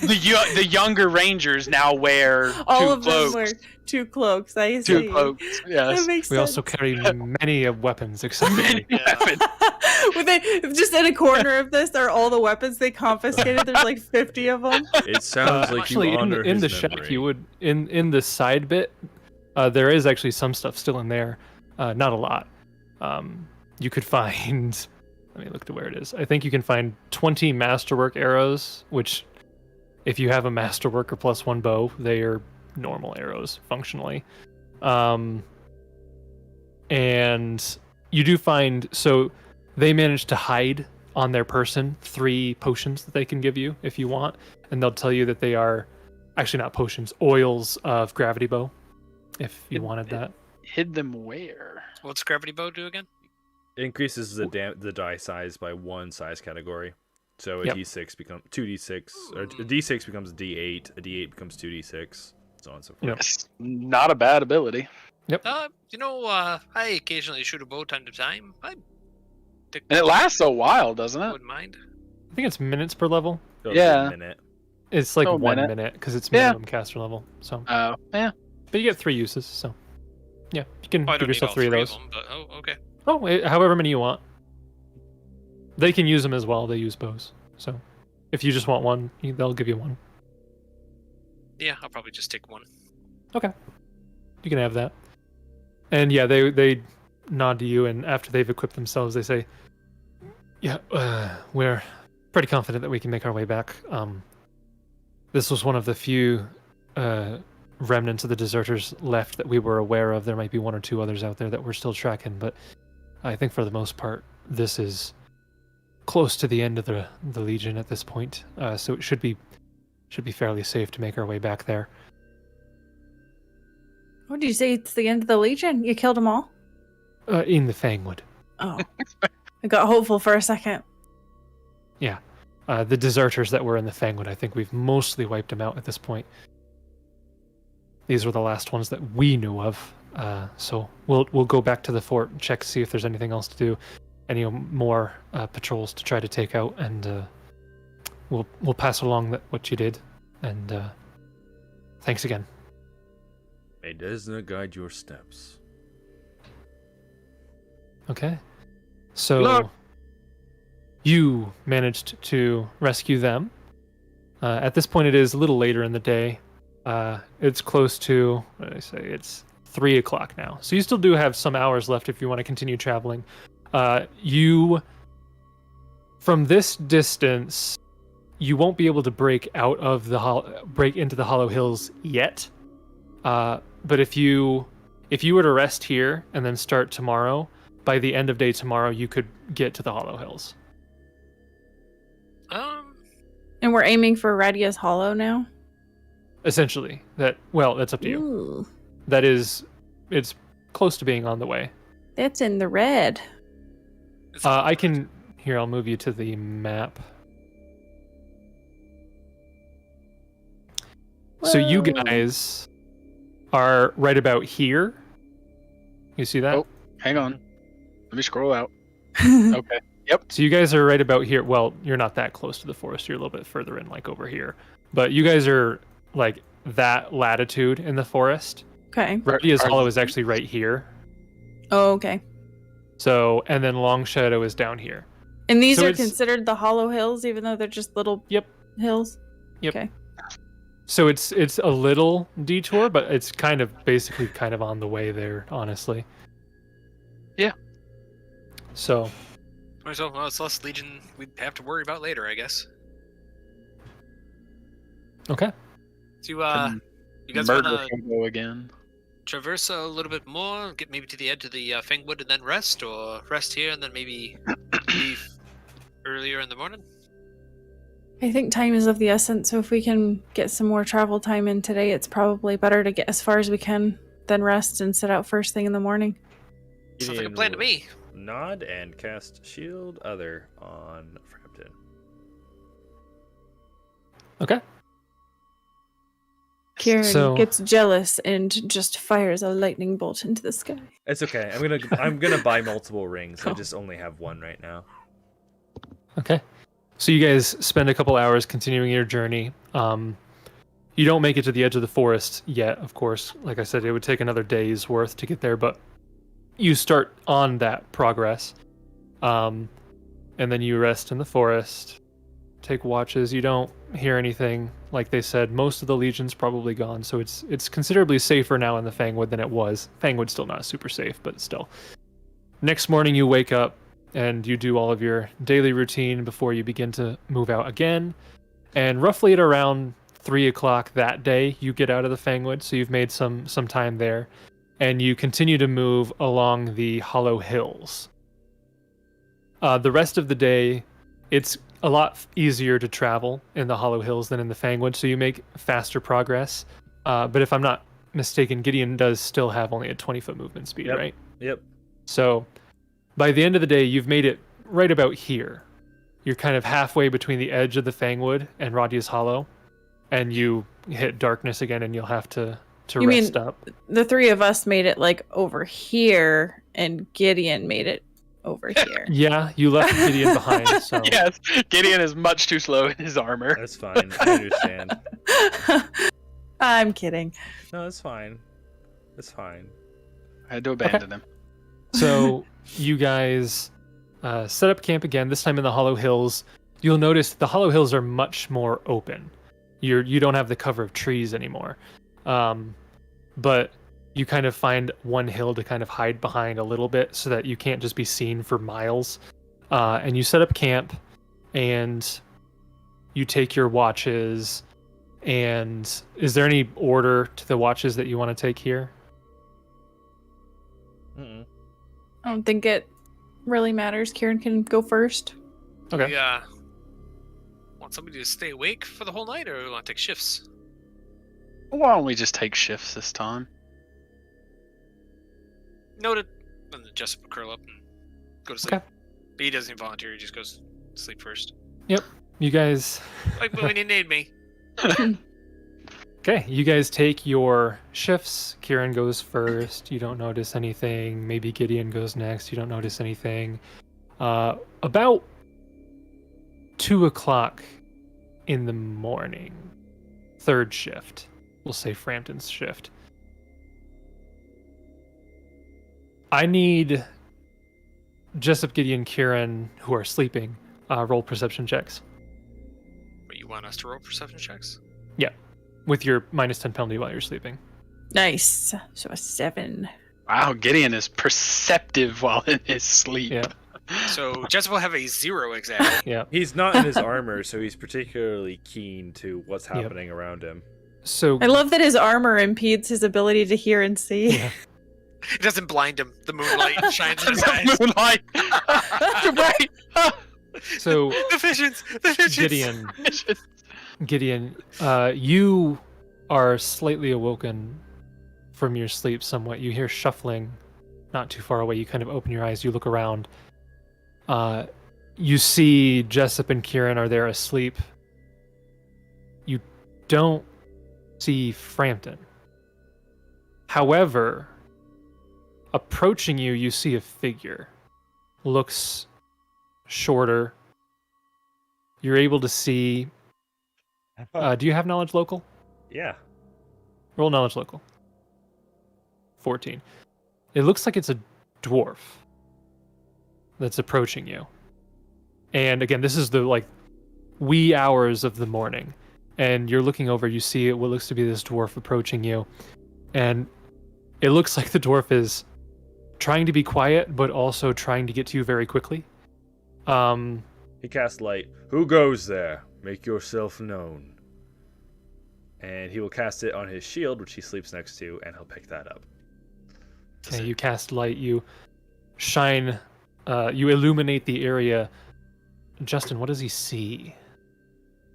You'll see a squat little, about 4 foot. That's not super squat, but a short little dwarf with a short cropped beard, a brown beard and brown hair, probably somewhere in like the 45, 47-year-old range, somewhere in there, like a mid-40s, so not young, but not real old by dwarf standards. And next to him, a very large beetle. Pause. Pause. Like a human-sized beetle, by the way. Like a human-sized beetle. Like when we say a large beetle, we mean like gargantuan Pause, please. Yes. Did Frampton run away with the ring I gave him? No, so I don't know how you want to handle that, but I did. So Frampton, I do have a letter from Frampton, and he did leave the ring. Yeah. So here's the thing. You wake up, you call out, and you see this dwarf. And this dwarf has a fairly panicked expression on his face. As... It's much too bright to be using that out in the middle of the night, you fool! Well, that said too, it'll reflect off of his burnished full plate. It's not bright light, but just flavor. You're not wine. wearing the full plate though. Yeah, that's right. He's not. So it's just. What are you? Oh, It's just I that pasty white. apologize, and he will lower and cover the front of the shield with a bit of the cloak that he's got on. What is your Dwarf. name?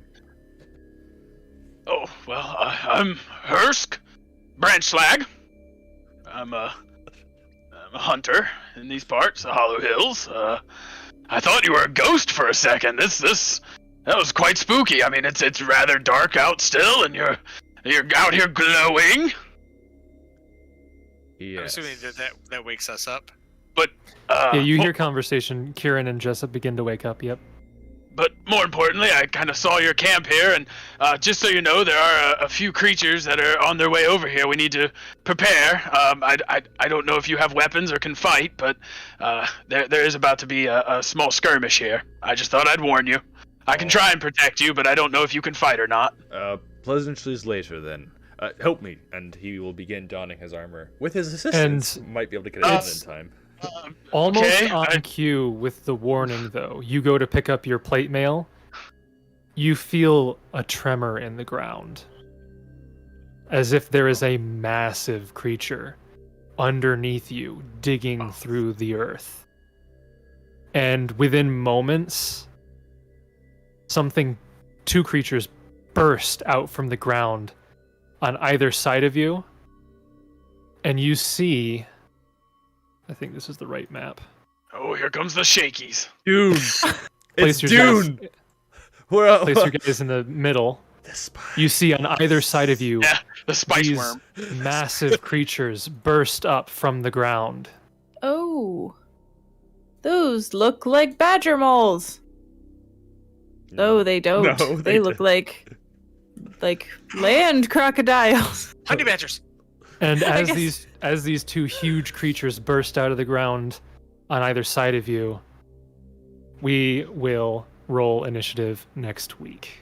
Oh no! Wait, I want I to wanna see the get- letter. I want to get a picture of that guy. Who? Yeah, I'll blow it show up. me I'll that have to make a picture. token for him later, but Yeah. Ooh, Whoa. I like that. What's the temperature out right now? Aren't you hot? He's sweating, dude. He's He's a gross. dwarf. He's Dude, gross. Beetle? wet. Dude, Ah. Beetle friend? Oh, yeah. Oh, he looks kind of funny. I might have to resize that. Oh, well, Oh, that's that's cool. better. It looks like the rhino beetle. Oh, that's horrifying. I love again, it. that beetle is the size of Gideon. I don't like that at all. I'm not a fan of that. Just wanted to make sure that we're all aware of I'm how 6'1". big we are. Size of that beetle. And his name is Hursk? Yeah, Badger the small dwarf. or something? Branch slag. Badger. No time to Perfectly explain. normal. No time to name. explain. Here, take this. He's not Nermathy. No time to Dwarf. explain. I mean, I guess technically he'd be Nermathy, though. Yeah, He lives in you did grow Nermathis. up in Nermathis. That's And true. then Gideon, you have no idea, but you just start taking random damage as you realize that Frampton's off somewhere getting hit, and because you did shield other. You just start Help me! Frampton got hit by an ambush and he's dying. So you take random 20 damage. Thankfully, it's dismissible, so I can just let him suffer. Oh, but that's a standard action. It would cost me a standard action in my present fight. okay. that'd be Well, amazing. we'll see how this goes next week. Yeah, awesome. Another change. Oh. Thank you everybody who tuned in to the live stream or is listening to us later. Do be sure to remind you can check us out on iTunes, Spotify, wherever else you have podcasts. Thank you so much. Have a fantastic evening.